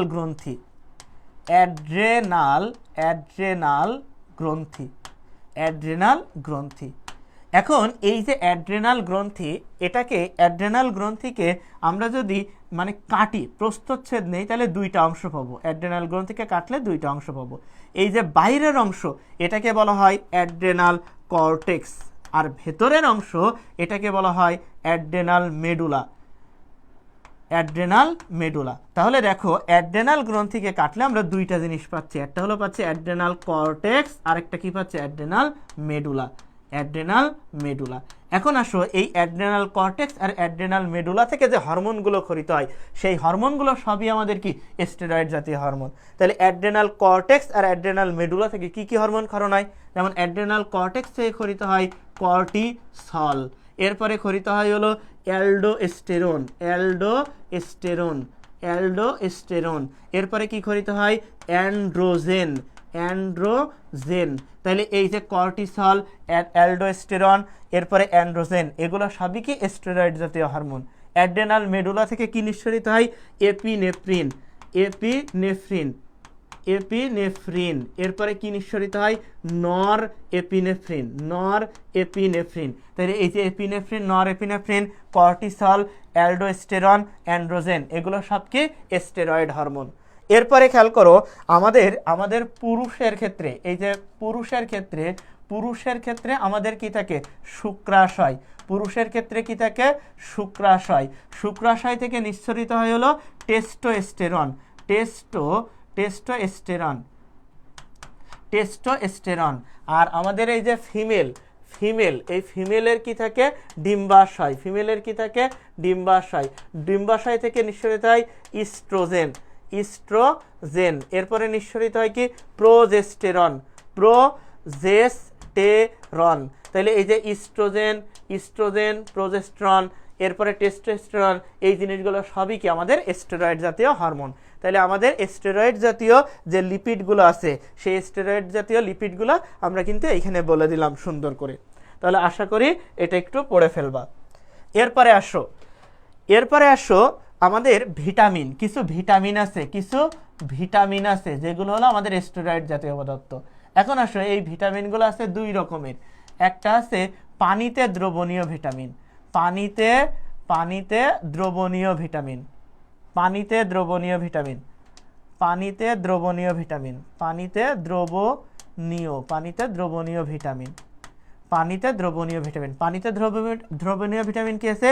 ভিটামিন বি কমপ্লেক্স, অর্থাৎ B1, B2, B5, B6, folic acid, B12, এগুলো সবই হলো ভিটামিন বি কমপ্লেক্স। এটা হলো পানিতে দ্রবণীয়। আর একটা হলো ভিটামিন সি। তাহলে এই যে vitamin B complex, vitamin C, এগুলো হলো আমাদের কি পানিতে দ্রবণীয় ভিটামিন। এবং এই পানিতে দ্রবণীয় ভিটামিন এগুলো হলো পানিতে দ্রবণীয় ভিটামিন। এরপরে আসো, এটা তুমি সংক্ষেপে মনে রাখতে পারো WBC। ডাব্লু মানে ওয়াটার, মানে পানিতে দ্রবণীয়, আর বি মানে হলো ভিটামিন বি, আর সি মানে হলো ভিটামিন সি। এভাবে তুমি এটাকে মনে রাখতে পারো WBC দিয়ে। এরপরে চলে আসো আমাদের চর্বিতে দ্রবণীয় ভিটামিন, চর্বিতে দ্রবণীয় ভিটামিন, চর্বিতে দ্রবণীয় ভিটামিন, চর্বিতে দ্রবণীয় ভিটামিন। চর্বিতে দ্রবণীয় ভিটামিন কি কি আছে? অ্যাডেক, ADEK, অ্যাডেক, ADEK, অ্যাডেক, তার মানে কি ভিটামিন এ। এ মানে হলো ভিটামিন এ মানে হলো ভিটামিন এ। এরপরে ডি মানে হলো ভিটামিন ডি, এরপরে ই মানে হলো ভিটামিন ই, এরপরে হলো আমাদের কে মানে হলো ভিটামিন কে। এগুলো হলো সবই আমাদের চর্বিত দ্রবণীয় ভিটামিন।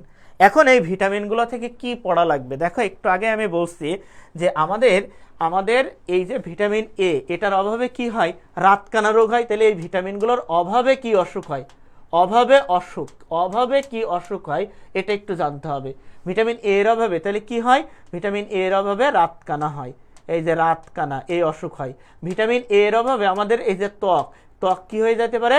শুষ্ক হয়ে যেতে পারে। তাহলে ত্বক শুষ্ক হয়, এগুলো হলো ভিটামিন এ এর কারণে হয়। এরপরে আসো ভিটামিন ডি, এটার যদি অভাব হয় তাহলে এই যে শিশুদের ক্ষেত্রে হয় রিকেটস, রিকেটস। আর বয়স্কদের ক্ষেত্রে অস্টিওম্যালাসিয়া হয়, বয়স্কদের ক্ষেত্রে কি হয়, অস্টিওম্যালাসিয়া হয়।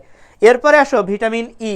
ভিটামিন ই এটা কি করে, জারণ বিজারণ বিক্রিয়ায় সাহায্য করে। তাহলে ভিটামিন এ এর অভাব হইলে কি হয়, এই যে জারণ বিজারণ বিক্রিয়া বাধাগ্রস্ত হয়, আমাদের দেহের জারণ বিজারণ বিক্রিয়া বাধাগ্রস্ত হয়। ভিটামিন কে এটা হলো রক্ততঞ্জনে সাহায্য করে। তাহলে ভিটামিন কে এর ঘাটতি হইলে কি হবে বলো, রক্ততঞ্জন বাধাগ্রস্ত হবে। তাহলে ভিটামিন কে এর অভাব হইলে আমাদের কি হবে, রক্ততঞ্জন বাধাগ্রস্ত হবে। তাহলে কোন ভিটামিনের কারণে কি অসুবিধা হয় আমরা কিন্তু এগুলো বলে দিলাম। তাহলে আমাদের মোটামুটি লিপিড থেকে এই জিনিসগুলো পড়লেই হবে। আশা করি লিপিড নিয়ে আর কোনো সমস্যা থাকার কথা না। আমি কিন্তু লিপিডের একদম যা লাগবে সব কিন্তু সুন্দর করে করে বলে দিয়েছি। লিপিডের যা লাগবে সবই কিন্তু আমি সুন্দর করে বলে দিয়েছি। এরপরে আসো লিপিডের ভূমিকা এগুলো তুমি রিডিং পড়লেই পারবা। যেমন ওই যে আমরা পড়ছি না, ফসফোলিপিড লেসিথিন আয়নবাহক হিসেবে কাজ করে, মোম পড়ছি প্রসাধনীতে ব্যবহার করা হয়। এরপরে আমরা এই যে ভিটামিন, স্টেরয়েড জাতীয় বিভিন্ন হরমোন টরমোন পড়ছিলাম, এগুলো সবই কি লিপিড জাতীয় পদার্থ। তাহলে এগুলো আমাদের দেহের বিভিন্ন কাজ করে, এগুলো রিডিং পড়লে পারবা। আচ্ছা, কারো কোনো সমস্যা থাকলে একটু কমেন্ট করে বলো তো। কারো কোথাও বুঝতে অসুবিধা থাকলে একটু কমেন্ট করে বলো। আচ্ছা, তাহলে লিপিড শেষ আমাদের। এখন আমরা একটু এনজাইমটা পড়ে ফেলবো। এনজাইমটা এখন আমরা একটু পড়ে ফেলবো। দেখো এনজাইম বিজ্ঞানী কুন ইনি সর্বপ্রথম কি করেন, এই যে এনজাইম শব্দটা ব্যবহার করেন। তাহলে পরীক্ষায় প্রশ্ন আসবে যে সর্বপ্রথম এনজাইম শব্দটা ব্যবহার করেন কে? এনজাইম শব্দটা ব্যবহার করেন হলো কুন। এরপরে আসো 1897 সালে এই যে ইস্ট থেকে জাইমেজ এনজাইম পাওয়া যায়। ইস্ট থেকে কোন এনজাইম পাওয়া যায়? জাইমেজ এনজাইম পাওয়া যায়। তাহলে পরীক্ষায় প্রশ্ন পড়ে যে ইস্ট থেকে নিঃসরিত এনজাইম নিচের কোনটা? ইস্ট থেকে নিঃসরিত এনজাইম হলো জাইমেজ, যেটা কত সালে আবিষ্কৃত হয়েছে? 1897 সালে আবিষ্কৃত হয়েছে। এরপরে আসো বিজ্ঞানী সামনার উনি হলো কি করেন, মানুষের মূত্র থেকে উনি একটা এনজাইম নিঃসরণ করেন, যার নাম হলো ইউরোবাইলেজ এনজাইম নিঃসরণ করে উনি বলেন যে ইউরোবাইলেজ এনজাইম এটা হলো এক ধরনের প্রোটিন জাতীয় পদার্থ। তারপরে আমাদের এই বিজ্ঞানী সামনার উনি বলছে যে এনজাইমস আর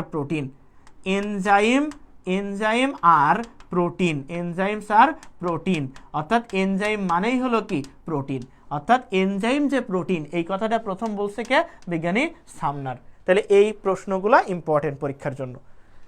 তাহলে বিজ্ঞানী সামনার উনি বলেন কি এনজাইমস আর প্রোটিন। ইউরোবাইলেজ না, এটা বলে ইউরিএজ হবে, এটা ইউরিএজ।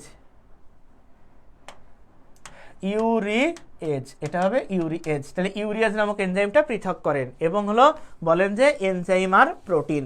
তাহলে এনজাইম আর প্রোটিন এই কথাটা কে বলছে? বিজ্ঞানী সামনার।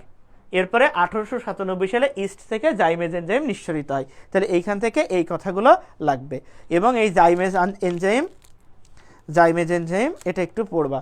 এখন আসো এনজাইম জিনিসটা কি? তাহলে এনজাইম হলো এক ধরনের প্রোটিন জাতীয় পদার্থ, যারা কি করবে, কোনো রাসায়নিক বিক্রিয়াকে প্রভাবিত করবে, কিন্তু বিক্রিয়া শেষে নিজে কি থাকবে? অপরিবর্তিত থাকবে। এরকম প্রোটিন জাতীয় পদার্থকে আমরা বলবো কি এনজাইম। এরপরে আসো এনজাইমের বৈশিষ্ট্য। তাহলে এনজাইমের বৈশিষ্ট্য কি? আমরা শুরুতেই বলছি এনজাইম কি প্রোটিন জাতীয় পদার্থ, আর প্রোটিন কি ছিল? কলয়েড। তাহলে এনজাইম কি প্রকৃতির? কলয়েড প্রকৃতির। এবং এনজাইম এটা কি একটা নির্দিষ্ট পিএইচে কাজ করে এবং তার সেই পিএইচের মান কত? 6 থেকে 9। এবং দেখো এনজাইম হলো তাপপ্রবণ, অর্থাৎ অধিক তাপে কি হয়? অধিক তাপে এনজাইম বিনষ্ট হয়, কিন্তু কম তাপে এনজাইম কি নষ্ট হয় না। আর এনজাইম দেখো খুব অল্প মাত্রায় বিক্রিয়াকে কি করে? প্রভাবিত করে, কিন্তু এনজাইম কখনো বিক্রিয়ার সাম্য অবস্থার কোনো পরিবর্তন করতে পারে না। এরপরে এনজাইমের কার্যকারিতা কি? সুনির্দিষ্ট, অর্থাৎ নির্দিষ্ট একটা বিক্রিয়ার জন্য আমাদের এনজাইম কি করবে? তোমার নির্দিষ্ট থাকবে। এরপরে আসো এনজাইম এরা হলো পানিতে দ্রবণীয় এবং পানি ছাড়া এনজাইম কি কাজ করতে পারে না। যেমন তুমি যদি বাসায় শুকনা ছোলা এনে রেখে দাও, তাহলে ওই ছোলা কখনো অঙ্কুরিত হবে না। কিন্তু এই শুকনা ছোলাকে তুমি যদি পানিতে ভিজিয়ে তারপরে যদি রেখে দাও, দেখবা 2-1 দিনের ভেতরে কি ওইখান থেকে গাছ হয়েছে। তার মানে এই শুকনা ছোলা যখন পানি পেয়েছে তখন তার এনজাইমটা কি সক্রিয় হয়ে গিয়েছে, এবং তখন ওইখান থেকেই কি আমাদের অঙ্কুরিত হয়ে গাছ তৈরি হয়েছে। তার মানে আমাদের এনজাইম পানি ছাড়া কি করতে পারবে না, কাজ করতে পারবে না। তার মানে এনজাইম কি পানিতে দ্রবণীয়। তাহলে এবং এনজাইম একটা নির্দিষ্ট তাপমাত্রায় কাজ করে, সেই তাপমাত্রা কত, 35 থেকে 40 ডিগ্রি সেন্টিগ্রেড। তাহলে এগুলো সবই হলো আমাদের এনজাইমের বৈশিষ্ট্য। বাকি বৈশিষ্ট্যগুলো তুমি রিডিং পড়লে পারবা। এরপরে আসো এনজাইমের নামকরণ। তাহলে এনজাইমের নামকরণের পদ্ধতি হলো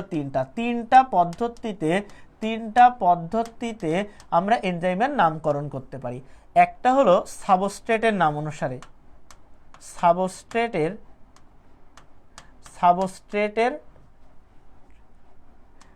নাম অনুসারে, একটা হলো সাবস্ট্রেটের নাম অনুসারে। তাহলে একটা হলো সাবস্ট্রেটের নাম অনুসারে এনজাইমের নাম।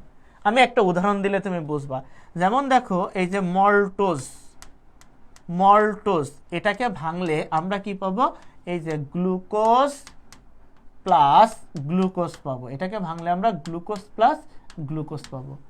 এখন এই যে মল্টোজ, এটা হলো আমাদের সাবস্ট্রেট মানে বিক্রিয়ক। তাহলে মল্টোজটা হলো সাবস্ট্রেট, এর সাথে তুমি এস যোগ করো, তাহলে এস যোগ করলে হবে কি মল্টেজ। তাহলে এই যে মল্টেজ এনজাইম নামটা হয়েছে কিভাবে, এই সাবস্ট্রেটের সাথে এস যোগ হয়ে তারপর হয়েছে। এবং এই মল্টেজ এনজাইম কি করে, মল্টোজকে ভেঙে গ্লুকোজ এবং ফ্রুক্টোজে পরিণত করে। তাহলে এই যে মল্টেজ, এটা হলো কি সাবস্ট্রেটের নাম অনুসারে এনজাইমের নামকরণ। তাহলে মল্টোজ এটা কিন্তু একটা শর্করা, কিন্তু মল্টেজ এটা কিন্তু একটা কি বলতো, এনজাইম। তাহলে এটা হলো সাবস্ট্রেটের নাম অনুসারে এনজাইমের নাম। তাহলে তোমার বইয়ে দেখো সাবস্ট্রেটের নাম অনুসারে এনজাইমের অনেকগুলো নাম দেওয়া আছে, যেমন সুক্রেজ, ইউরিয়েজ, আর্জিনেজ, টাইরোসিনেজ, লাইপেজ, প্রোটিয়েজ, এগুলো সবই হলো সাবস্ট্রেটের নাম অনুসারে এনজাইমের নাম। এরপরে আসো 2 নম্বরে, তাহলে এটা গেল হলো 1 নাম্বার। এরপরে আসো 2 নম্বরে বিক্রিয়ার ধরন অনুযায়ী, বিক্রিয়ার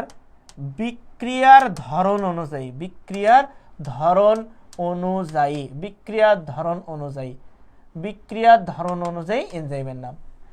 যেমন মনে করো কোনো একটা বিক্রিয়ায় পানি বিয়োজিত হচ্ছে, তাহলে পানি বিয়োজিত হওয়া মানে কি হাইড্রোলাইসিস, পানি বিয়োজিত হওয়া মানে কি হাইড্রোলাইসিস। এখন এই হাইড্রোলাইসিস বিক্রিয়ার সাথে তুমি এস যোগ করো, তাহলে কি হবে হাইড্রোলেজ। কি হবে বলো, হাইড্রোলেজ। তাহলে এই যে হাইড্রোলেজ, এটা একটা হলো এনজাইমের নাম, এবং এই এনজাইম দ্বারা বোঝাচ্ছি আমার এই বিক্রিয়ায় কি হবে, পানি বের হয়ে যাবে। কোন একটা বিক্রিয়ায় মনে করো জারণ হচ্ছে, জারণ মানে কি অক্সিডেশন, এখন এই অক্সিডেশনের সাথে এর যোগ করো, হয়ে যাবে কি অক্সিডেজ। তাহলে অক্সিডেজ এটা দ্বারা আমরা বুঝতেছি এই বিক্রিয়ায় কি হয়েছে, জারণ হয়েছে। তাহলে এই যে হাইড্রোলেজ, অক্সিডেজ, বিজারণ হইলে বলবো কি রিডাকশন। তাহলে রিডাকশনের সাথে এর যোগ করা হবে কি রিডাকটেজ। তাহলে এই যে হাইড্রোলেজ, অক্সিডেজ, রিডাকটেজ, এগুলো সবই হলো বিক্রিয়ার ধরন অনুযায়ী এনজাইমের নাম। এরপরে আসো বিক্রিয়া আর সাবস্ট্রেট, বিক্রিয়া প্লাস সাবস্ট্রেটের নাম অনুসারে এনজাইমের নাম। জিনিসটা কেমন, এই যে দেখো গ্লুকোজ, এইখান থেকে আমরা তৈরি করব গ্লুকোজ 6 ফসফেট। এখন আসো কোনো একটা বিক্রিয়ায় যদি ফসফেট যুক্ত হয়, তাহলে সেই বিক্রিয়ায় যে এনজাইমটা হয় সেই এনজাইমটার নাম হলো কাইনেজ। তাহলে কাইনেজ এনজাইমটা আমরা ব্যবহার করছি কি ফসফেট রিলেটেড বিক্রিয়া, এই জন্য। এখন আসো আমাদের এই যে সাবস্ট্রেট কি গ্লুকোজ, এটা কি 6 কার্বন বিশিষ্ট যৌগ, এই জন্য এই এনজাইমটার নাম কি হবে হেক্সোকাইনেজ। এখন হেক্সো কথাটা আসছে কোন অনুসারে, সাবস্ট্রেটের নাম অনুসারে। আর কাইনেস কথাটা কি অনুযায়ী আসছে, আমার এই বিক্রিয়াটা ফসফেট রিলেটেড, এই জন্য। তাহলে এই যে হেক্সোকাইনেস, এই এনজাইমটার নামকরণ আমরা কিভাবে করছি, বিক্রিয়া প্লাস সাবস্ট্রেট এই দুইটার সম্মিলিত রূপে। এই জন্য এই হেক্সোকাইনেস এটা একটা কি বিক্রিয়া প্লাস সাবস্ট্রেটের নাম অনুসারে এনজাইমের নাম। তাহলে আমাদের বইয়ে এরকম আরও কিছু এনজাইমের নাম দেখো দেওয়া আছে। কি কি দেওয়া আছে দেখো, এই যে লাস্টের দিকে দেখো বলছে ফসফোফ্রুক্টোকাইনেস, ফসফোগ্লুকো আইসোমারেজ। তাহলে এগুলো সবই হলো সাবস্ট্রেট প্লাস বিক্রিয়ার মিলিত বৈশিষ্ট্য অনুসারে এনজাইমের নামকরণ। তাহলে আশা করি এটাও বুঝতে পেরেছো। এরপরে আসো, এই যে এনজাইমের আচ্ছা, এরপরে এটা এখন আসো 2 নম্বরে আমরা এনজাইমের একটা প্রকারভেদ একটু তোমাকে বলি। দেখো এনজাইম হলো মূলত 2 রকমের, একটা হলো সরল এনজাইম আর একটা হলো কি জটিল এনজাইম।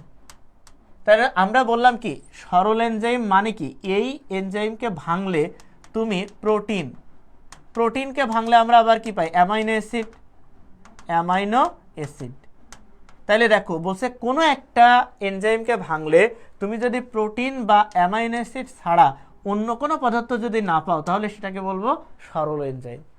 এখন আসো জটিল এনজাইম। জটিল এনজাইম মানে কি এই এনজাইমকে ভাঙলে তুমি এই যে প্রোটিন, এই প্রোটিনের সাথে আবার কি পাবা, অপ্রোটিন জাতীয় পদার্থ তুমি পাবা। তাহলে কোনো একটা এনজাইমকে ভাঙলে আমরা প্রোটিনের সাথে যদি অপ্রোটিন অংশও পাই তাহলে সেই এনজাইমকে আমরা বলবো কি জটিল এনজাইম। এখন এই যে প্রোটিনটা আমরা পাচ্ছি, এই প্রোটিনটাকে আমরা বলি কি অ্যাপো এনজাইম। এটাকে আমরা বলি কি অ্যাপো এনজাইম। তাহলে আমাদের জটিল এনজাইমের প্রোটিন অংশটাকে আমরা বলবো কি অ্যাপো এনজাইম, আর অপ্রোটিন জাতীয় অংশকে বলা হয় কি প্রোস্থেটিক গ্রুপ। তাহলে আমাদের জটিল এনজাইমের অপ্রোটিন অংশকে বলা হয় প্রোস্থেটিক গ্রুপ। এখন আসো এই যে প্রোস্থেটিক যে গ্রুপ, এই প্রোস্থেটিক গ্রুপটাই যদি আমাদের যদি কোনো ধাতু থাকে, প্রোস্থেটিক গ্রুপ হিসাবে যদি কোনো ধাতু থাকে তাহলে সেই এনজাইমটাকে আমরা বলি কি কোফ্যাক্টর। কি বলি বলো, কোফ্যাক্টর বা এটাকে আমরা বলি কি অ্যাক্টিভেটর। তাইলে দেখো একটা জটিল এনজাইমে প্রোস্থেটিক গ্রুপ হিসাবে যদি ধাতু থাকে তাহলে আমরা সেই এনজাইমটাকে বলি কি কোফ্যাক্টর বা অ্যাক্টিভেটর। এখন আসো প্রোস্থেটিক গ্রুপ হিসাবে যদি কোনো জৈব বস্তু থাকে তাহলে সেটাকে আমরা বলি কোএনজাইম। তাহলে কোএনজাইমে প্রোস্থেটিক গ্রুপ হিসাবে কি থাকবে, জৈব বস্তু থাকবে। এখন দেখো আমাদের বইয়ে এইগুলা সংজ্ঞা আকারে এখানে দিয়ে দিয়েছে এবং যেই জিনিসগুলা আমি এখানে ফ্লোচার্ট আকারে লিখে দিয়েছি। তাইলে এটা ফ্লোচার্ট আকারে পড়লেই তোমার পড়তে সুবিধা হবে।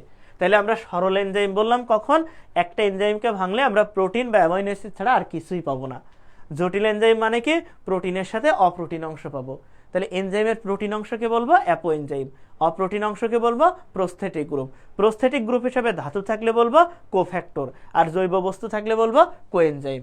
এখন দেখো আমাদের বইয়ে কোএনজাইম কোফ্যাক্টরের বিভিন্ন উদাহরণ দেওয়া আছে। তাহলে দেখো এই যে কোফ্যাক্টর হিসাবে থাকতে পারে কি আয়রন, ম্যাগনেসিয়াম, ম্যাঙ্গানিজ এগুলো থাকতে পারে। আর এইখানে এফএডি, এনএডি, তারপরে হলো তোমার এই যে বিভিন্ন কোএনজাইম, এটিপি, বিভিন্ন তোমার ভিটামিন, এগুলো সবই কিন্তু আমাদের কি বলতো কোএনজাইম। তাহলে এইখানে বিভিন্ন কোএনজাইমের নাম দেওয়া আছে, এই নামগুলো একটু পড়বা। এখন এইগুলা থেকে কি পড়বা, যেমন এফএডি এর ফুল মিনিং পড়বা। এর ফুল মিনিং কি বলছে দেখো, ফ্লাভিন অ্যাডিনিন ডাইনিউক্লিওটাইড। এফএডিএইচ2 তার মানে কি flavin adenine reduced flavin adenine dinucleotide. FMN flavin mononucleotide, এই যে ভিটামিন বি2। তাহলে এটাও কি একটা কোএনজাইমের উদাহরণ। তাহলে আশা করি আমাদের এনজাইম এবং কোএনজাইম, কোফ্যাক্টর এই জিনিসগুলো ক্লিয়ার হয়েছে। এইখান থেকে কি পড়া লাগবে এটাও আশা করি বুঝতে পেরেছো। এখন আসো এনজাইমের ক্রিয়াকৌশল। এনজাইমের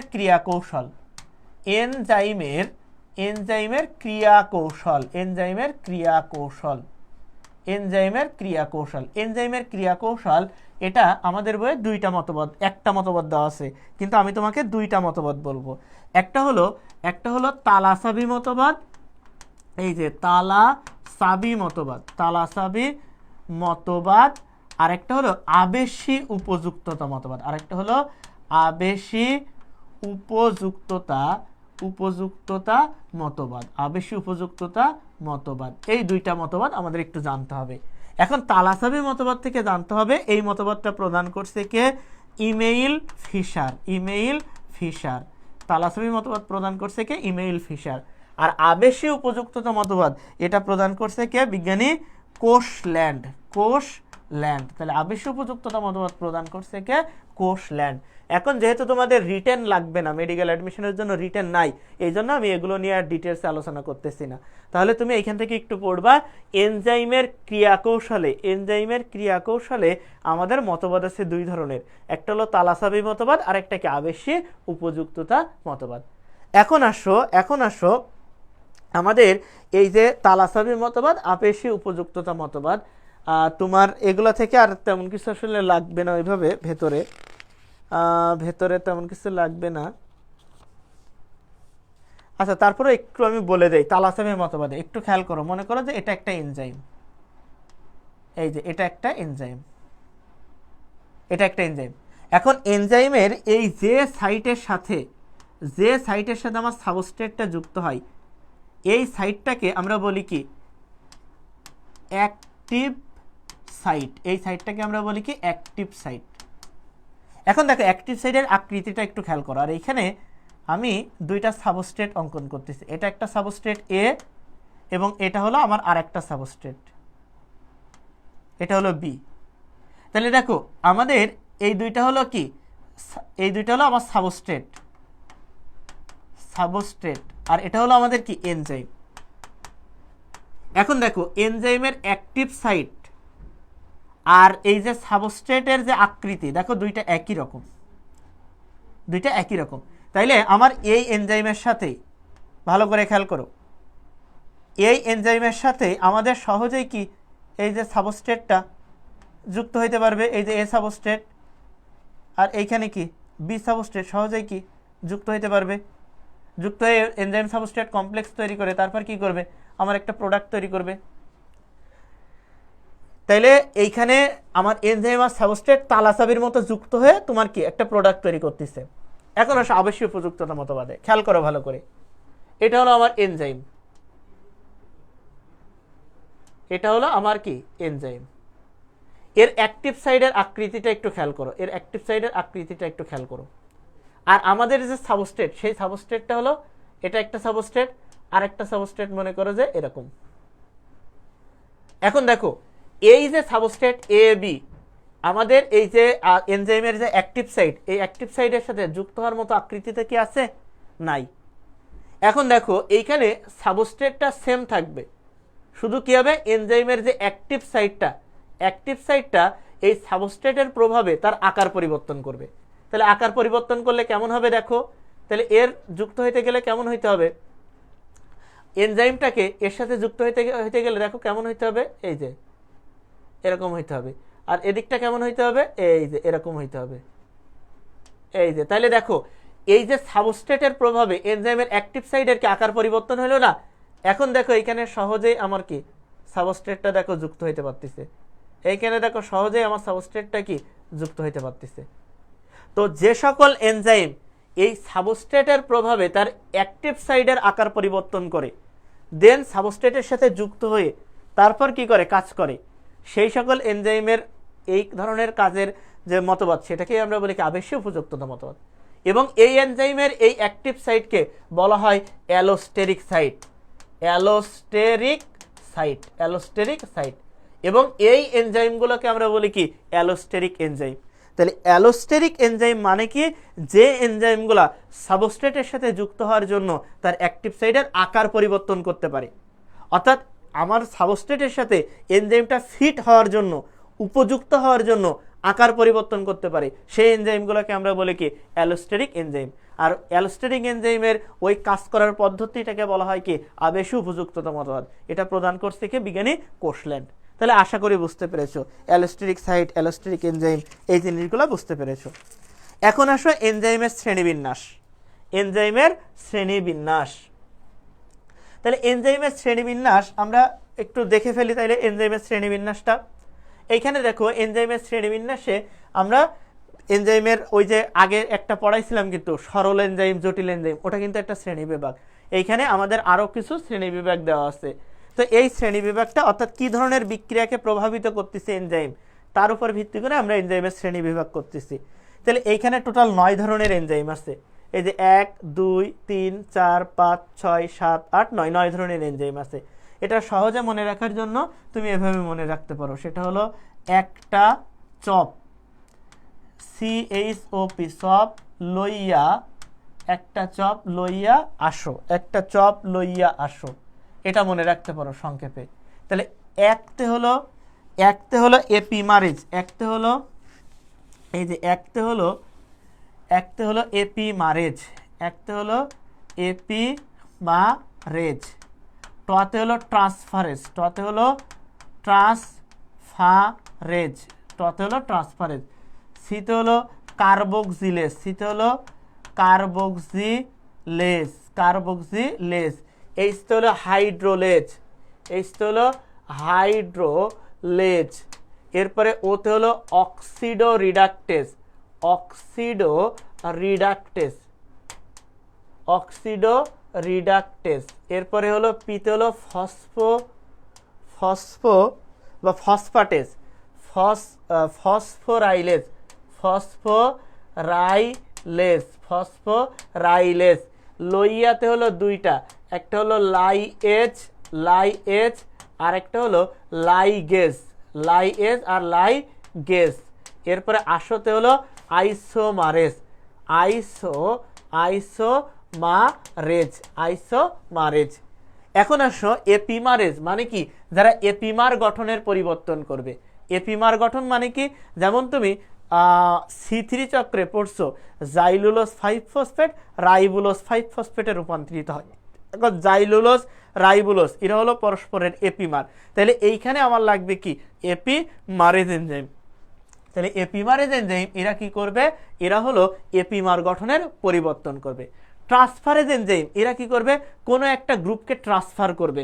যেমন দেখো তোমার বইয়ে বলছে যে তোমার গ্লুটামিক অ্যাসিড যখন অক্সালো অ্যাসিটিক অ্যাসিডের সাথে যুক্ত হয় তখন অ্যামাইনো গ্রুপ গ্লুটামিক অ্যাসিডটাকে অপসারিত হয়ে কি হয়, তোমার এই অক্সালো অ্যাসিটিক অ্যাসিডের সাথে যুক্ত হয়, তখন গ্লুটামিক অ্যাসিড পরিণত হয় কিসে, আলফা কিটো গ্লুটারিক অ্যাসিডে, আর অক্সালো অ্যাসিটিক অ্যাসিড পরিণত হয় কিসে, অ্যাসপার্টিক অ্যাসিডে। তাহলে এই যে অ্যামাইনো গ্রুপ একটা সাবস্ট্রেট থেকে আরেকটা সাবস্ট্রেট অপসারিত হচ্ছে, এই জিনিসটা করতেছে কে, ট্রান্সফারেজ এনজাইম। কার্বক্সিলেজ এনজাইম মানে কি, কোনো একটা জায়গায় কার্বন ডাইঅক্সাইড যুক্ত হবে অথবা কোনো একটা জায়গা থেকে কার্বন ডাইঅক্সাইড বের হয়ে যাবে। হাইড্রোলেজ মানে কোনো একটা জায়গায় এই যে পানি যুক্ত হবে বা ওই জায়গা থেকে পানি বের হয়ে যাবে। অক্সিডেশন মানে জারণ, রিডাকশন মানে বিজারণ। তাহলে অক্সিডো রিডাকটেজ মানে কি, এইখানে জারণ বিজারণ বিক্রিয়া হবে। এরপরে ফসফোরাইলেজ অর্থাৎ কোনো একটা জায়গায় ফসফেট বা এটিপি রিলেটেড বিক্রিয়া হবে, অর্থাৎ কোনো জায়গায় ফসফেট যুক্ত হবে অথবা কোনো জায়গা থেকে ফসফেট বের হয়ে যাবে, তাহলে সেই এনজাইমকে আমরা বলবো কি ফসফোরাইলেজ।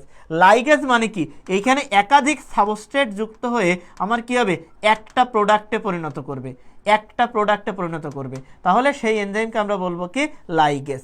লাইএজ এনজাইম মানে কি, একটা প্রোডাক্টকে ভেঙে মানে একটা সাবস্ট্রেটকে ভেঙে একাধিক প্রোডাক্ট তৈরি করবে, তখন সেই এনজাইমকে আমরা বলবো কি লাইএজ। এরপরে আইসোমারেজ মানে কি, এই এনজাইমটা কি করবে, আইসোমারের পরিবর্তন করবে। যেমন দেখো গ্লুকোজ 6 ফসফেট, গ্লুকোজ 6 ফসফেট এইখান থেকে পরিণত হয় হয়ে তৈরি করে কি FRUCTOS, ফ্রুক্টোজ 6 ফসফেট তৈরি করে। তো গ্লুকোজ আর ফ্রুক্টোজ পরস্পরের কি আইসোমার না, তাহলে এই যে পরিবর্তন করতেছে যে এনজাইম, এটাকেই আমরা বলবো কি আইসোমারেজ এনজাইম। এবং তোমরা এই এনজাইমগুলোর একটু উদাহরণটা বই থেকে পড়ে ফেলবা, উদাহরণ কিন্তু পরীক্ষার জন্য 100% ইম্পর্টেন্ট। অর্থাৎ কোন এনজাইমের উদাহরণ কি, এটা একটু বইয়ে পড়ে ফেলবা, এটা কিন্তু 100% ইম্পর্টেন্ট। তাহলে আশা করি আমাদের যে 9 ধরনের এনজাইম আছে, এই 9 ধরনের এনজাইমটা একটু পড়ে ফেলবা এখান থেকে, এটা পরীক্ষায় আসবে। এখন আসো এনজাইমে প্রভাবকের ভূমিকা, এনজাইমে প্রভাবকের ভূমিকা, এনজাইমে প্রভাবকের ভূমিকা। এখন আসো এনজাইমে প্রভাবকের ভূমিকায় প্রথম যে প্রভাবকটা আছে সেটা হলো তাপমাত্রা। এখন আমরা বলছি এনজাইমের একটা অপটিমাম তাপমাত্রা আছে, সেই অপটিমাম তাপমাত্রা কত, 35 ডিগ্রি থেকে 40°C, তাহলে 35 থেকে 40°C এনজাইম সবচেয়ে কি করে, ভালো কাজ করে। এর থেকে কম তাপমাত্রায় বা এর থেকে বেশি তাপমাত্রায় কি হয়, এনজাইমের কার্যকারিতা বাধাগ্রস্ত হয়। তাহলে তাপমাত্রা একটা আমাদের এনজাইমের তোমার কাজের একটা পরিধি। এরপরে চলে আসো পিএইচ, 6 থেকে 9 পিএইচে এনজাইম ভালো কাজ করে। এখন কিছু এনজাইমের পিএইচ নির্দিষ্ট, মনে রাখবা কিভাবে, PIN, pin, SET, set, pin set. P মানে পেপসিন, ইন মানে ইনভার্টেজ, এস মানে সেলুলোজ, ই মানে ইউরিয়াস, আর টি মানে কি, ট্রিপসিন। এখন আসো, পি হলো 2, ইনভার্টেজ 2 এর ডবল কত, 4, তাহলে 4.5। এরপরে দেখো 5, 7, 8, তাহলে 2, 4, 5, 7, 8, 2, 4, 5, 7, 8। পিতে হলো পেপসিন, ইনতে হলো ইনভার্টেজ, এসতে সেলুলোজ, ইউরিয়াস, ট্রিপসিন। তাহলে আশা করি এনজাইমের অপটিমাম পিএইচ গুলো মনে থাকবে, 2, 4, 5, 7, 8, 2, 4, 5, 7, 8, 2, 4, 5, 7, 8, 2, 4, 5, 7, 8, 6 নেই এখানে, সিরিয়ালি একটু মনে রাখবা, তাহলে মনে থাকবে। এরপরে চলে আসো, আচ্ছা এনজাইমের ব্যবহার আমরা বলতেছি। এখন চলে আসো, আমাদের এনজাইমের আরও কিছু প্রভাবক আছে, একটু বই থেকে মিলাই না ওগুলো। যেমন পানি, একটু আগে আমি বলে দিছি, পানির উপস্থিতিতে এনজাইম সক্রিয় থাকে, পানির অনুপস্থিতিতে এনজাইম কি থাকে, নিষ্ক্রিয় থাকে, এটা আমি বলেছি। এরপরে আসো ধাতু, কিছু ধাতু আছে যারা এনজাইমের ক্রিয়া বৃদ্ধি করে। তাহলে এনজাইমের ক্রিয়া বৃদ্ধি করে কোন ধাতুগুলা, মনে রাখবা মনিকা, মনিকা। তাহলে এমতে হলো ম্যাগনেসিয়াম ম্যাঙ্গানিজ, ম্যাগনেসিয়াম ম্যাঙ্গানিজ, নিতে হলো নিকেল, আর কতে হলো কোবাল্ট। তাহলে এই ধাতুগুলো আমাদের কি করে, এনজাইমের কার্যকারিতা বৃদ্ধি করে। তাহলে এগুলো বাদ দিয়ে বাকি যা আছে সেগুলো সব কি করবে, এনজাইমের কার্যকারিতা হ্রাস করবে। এরপরে দেখো বলছে সাবস্ট্রেটের ঘনত্ব। আমরা সাবস্ট্রেট মানে কি, বিক্রিয়ক, বিক্রিয়কের পরিমাণ বেশি থাকলে বিক্রিয়াটা সামনের দিকে আগায়, তাই না?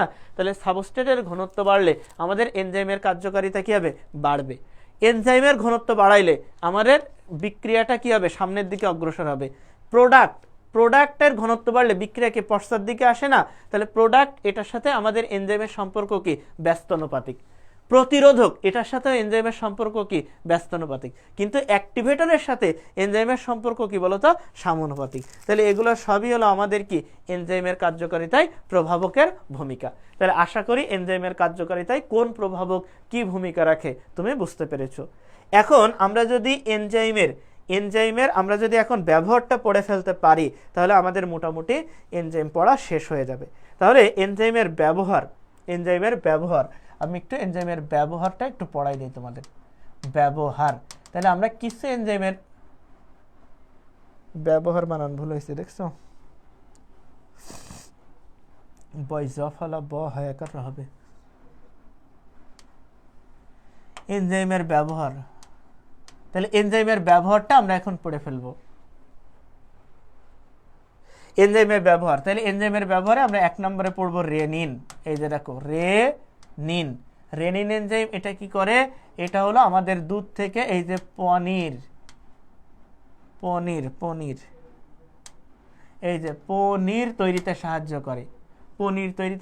করে, এখন দেখো এই যে পনিরে কি আছে, র আর দন্তান্ন আছে, লাস্টের দিক থেকে দেখো এ করলে কি হয়, রনি। তাহলে রনি রেনিন। তাহলে আমাদের দুধ থেকে পনির তৈরিতে কোন এনজাইম সাহায্য করে, রেনিন এনজাইম সাহায্য করে। এরপরে আসো 2 নম্বরে আসো পেকটিন। এটা কি করে, এই যে ফলের রস তৈরিতে সাহায্য করে। এখন খেয়াল করো, একটা ফল থেকে রস কখন বের হবে, ফলটা যখন পেকে যাবে তখন কি হবে, ফল থেকে রস বের হবে। তাহলে পেকে থেকে মনে রাখবা পেকটিন, তাহলে এই যে ফলের রস তৈরিতে কোন এনজাইম সাহায্য করে, পেকটিন এনজাইম সাহায্য করে। এরপরে চলে আসো 3 নম্বরে আসো ট্রিপসিন, এটা থেকে মনে রাখবা ছবি, কি মনে রাখবা, ছবি। তাহলে সতে হলো সানি, তাহলে চোখের ছানি অপারেশনে ট্রিপসিন এনজাইম সাহায্য করে। আর বতে হলো বেবি ফুড, তাহলে এই যে বেবি ফুড এটা সহজেই যাতে পাচ্য হয় এই জন্য আমরা কি করি, ট্রিপসিন এনজাইম ব্যবহার করি। তাহলে ট্রিপসিন এনজাইম চোখের ছানি অপারেশনে এবং বেবি ফুড তৈরিতে এটা ব্যবহার করা হয়। তাহলে আশা করি এটা বুঝতে পেরেছো। এরপরে চলে আসো 4 নম্বরে আমরা 3টা এনজাইম লিখবো এখন পরপর 5 এবং 6। এখন 6 একটা দাগ হবে। এখন চলে আসো তোমার ইউরিএজ।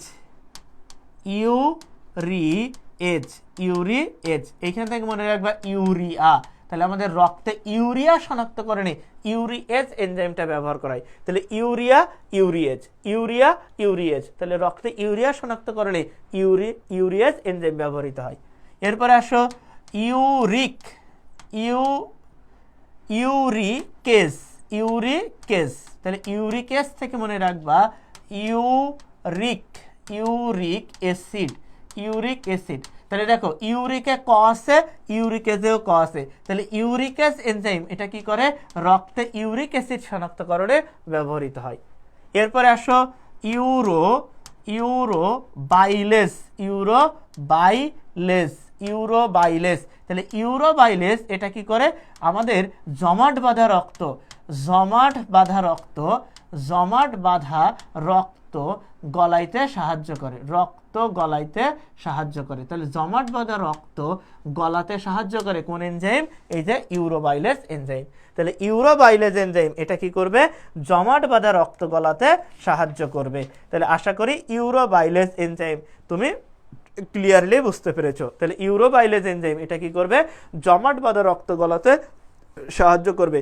ইউরিয়াস এটা কি করবে? রক্তে ইউরিয়া শনাক্তকরণে সাহায্য করবে।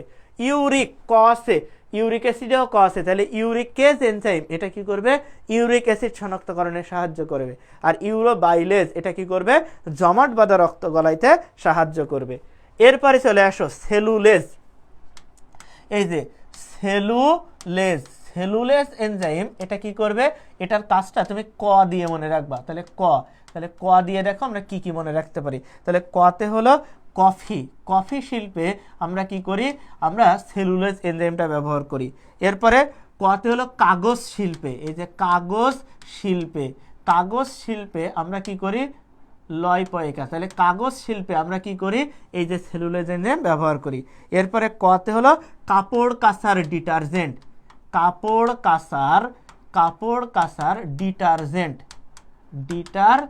তাহলে কাপড় কাচার ডিটারজেন্ট তৈরিতে আমরা কি করি বলতো? সেলুলোজ এনজাইম ব্যবহার করি। সেলুলোজ এনজাইমের আরো একটা ব্যবহার, তুমি কাপড় কাচার ডিটারজেন্ট তৈরিতে ব্যবহার করতেছো, এখন মাথার কি করবা? কন্ডিশনার তৈরিতেও কি করবা? সেলুলোজ এনজাইম ব্যবহার করবা। তাহলে সেলুলোজ এনজাইমের ব্যবহার কি? এই যে কফি শিল্পে ব্যবহার করা হয়, কাগজ শিল্পে ব্যবহার করা হয়, কাপড় কাচার ডিটারজেন্টে ব্যবহার করা হয় এবং কন্ডিশনারে আমরা সেলুলোজ এনজাইম ব্যবহার করি। এবং সেলুলোজ এনজাইমের আরও একটা ব্যবহার হলো তোমার বায়োফুয়েল। তাহলে এই যে বায়োফুয়েল তৈরিতে আমরা কি করি? আমরা এই সেলুলোজ এনজাইমটা ব্যবহার করি। তাহলে সেলুলোজ এনজাইম ব্যবহার করা হয় কোথায়?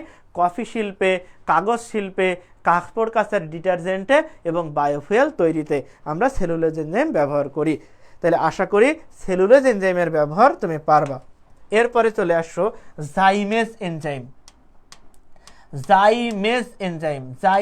এনজাইম। এটা কোথায় ব্যবহার করা হয়? খুব ভালো করে খেয়াল করো। জাইমেজ এনজাইম এটা হলো ব্যবহার করা হয় হলো এই যে গ্লুকোজ থেকে বা স্টার্চ থেকে মদ তৈরিতে ব্যবহার করা হয় এবং এটা ব্যবহার করা হয় বদ হজমে এটা ব্যবহার করা হয়। তাহলে এটা দুই জায়গায় ব্যবহার করা হয়, একটা হলো মদ তৈরিতে আর একটা কি? বদ হজমে।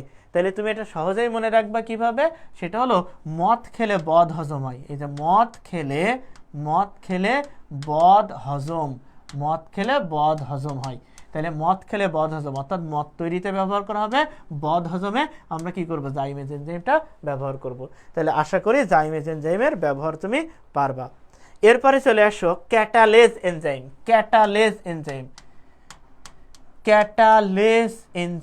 তাহলে ক্যাটালেজ এনজাইম এটা কি করবে? এইখান থেকে তুমি দুইটা কথা মনে রাখবা, সেটা হলো কতে ক্যাটালেজ, কতে কন্ট্যাক্ট লেন্স। তাহলে কন্ট্যাক্ট লেন্স পরিষ্কার করতে তুমি কি করবা? ক্যাটালেজ এনজাইম ব্যবহার করবা। আরেকটা জিনিস মনে রাখবা, এই যে হাইড্রোজেন পারঅক্সাইড, এটা হলো আমাদের দেহের জন্য বিষ। হাইড্রোজেন পারঅক্সাইড এটা আমাদের দেহের জন্য বিষ। এই জন্য বিষকে কি করতে হবে? অপসারণ করতে হবে। এই জন্য কোনো একটা জায়গায় হাইড্রোজেন পারঅক্সাইড থাকলে সেই হাইড্রোজেন পারঅক্সাইড অপসারণে আমরা কি করব? এই ক্যাটালেজ এনজাইম বের করব। এখন আমরা কি করব? বিষ কাটাতে। তো হাইড্রোজেন পারঅক্সাইড আমাদের জন্য বিষ, এই জন্য এই বিষ কাটাইতে অর্থাৎ বিষ অপসারণ করতে আমরা কি করব? ক্যাটালেজ এনজাইম ব্যবহার করব। তাইলে আমাদের হাইড্রোজেন পারঅক্সাইড বিষ হিসাবে কোথায় থাকতে পারে?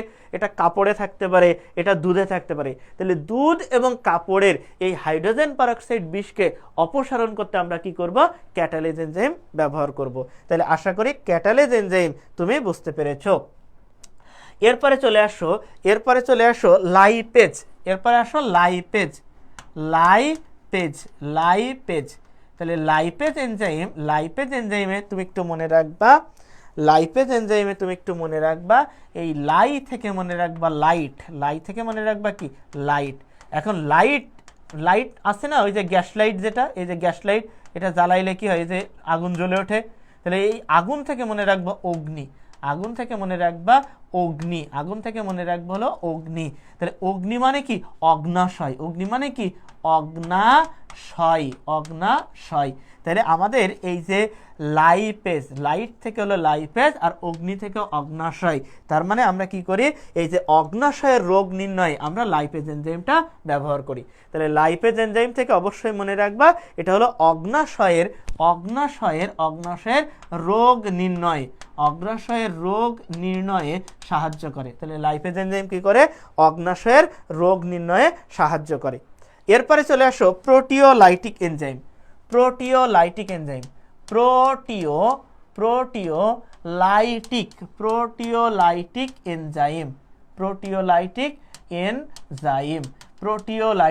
তাহলে প্রো থেকে মনে রাখবা প্রেসার। তাহলে আমাদের ব্লাড প্রেসার এটা নিয়ন্ত্রণে আমরা কি করি? প্রোটিওলাইটিক এনজাইম ব্যবহার করি। তাহলে ব্লাড প্রেসার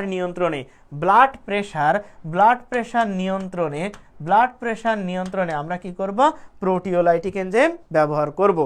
এরপরে চলে আসো প্রোটিএজ এনজাইম। এটা কি করবে? তাহলে দেখো প্রোটিএজ, তাহলে প্রোটো থেকে মনে রাখবা ফটো। তাহলে এই যে ফটোগ্রাফিক শিল্পে, তাহলে ফটোশিল্পে আমরা কি করি? আমরা হলো এই যে প্রোটিওলাইটিক এনজাইম ব্যবহার করি।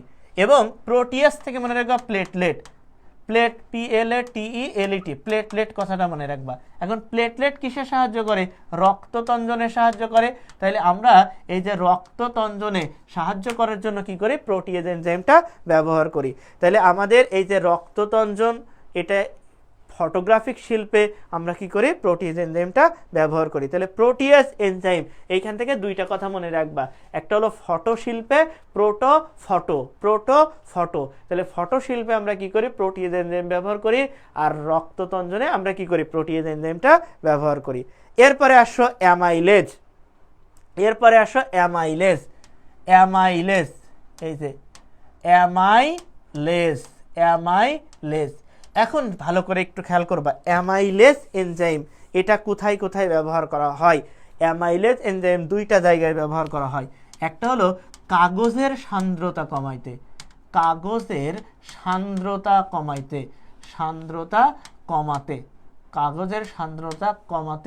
আমরা কি করি? কমাইতে হবে, এটা কমাই। তাহলে কাগজের সান্দ্রতা কমায় আমাদের অ্যামাইলেজ। আরেকটা আমরা অ্যামাইলেজ ব্যবহার করি কোথায়? প্যানক্রিয়াটিক রিপ্লেসমেন্ট থেরাপিতে। প্যানক্রিয়াটিক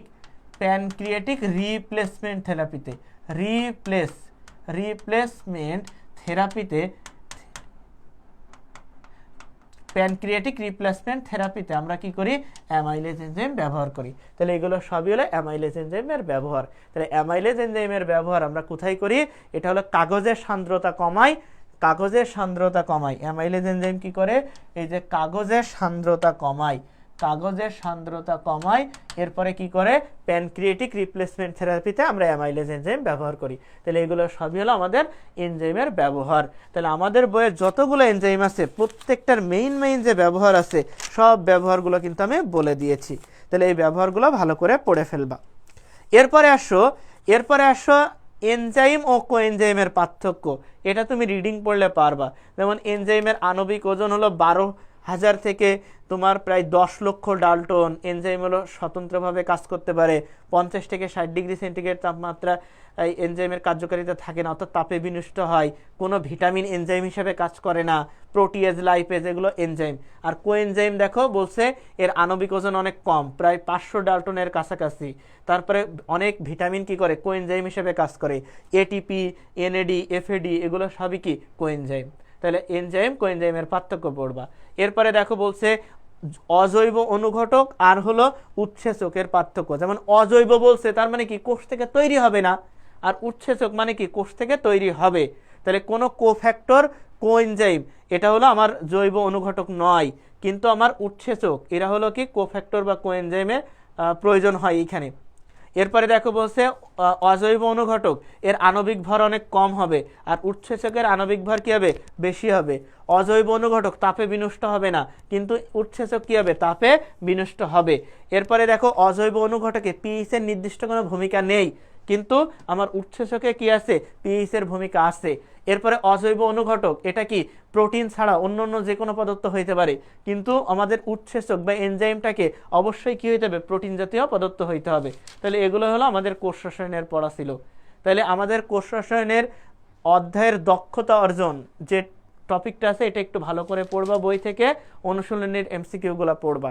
আর আমি মোটামুটি বিভিন্ন রাইটারের বইয়ের যে তথ্য আছে সেই তথ্যগুলা সব দিয়ে দিছি এখানে। তাহলে এটাই হলো আমাদের কোষ রসায়নে পড়া ছিল। তাহলে কোষ রসায়নে যেগুলো পড়াইছি এগুলো তোমাদের মতো করে সুন্দর করে পড়ে নিও।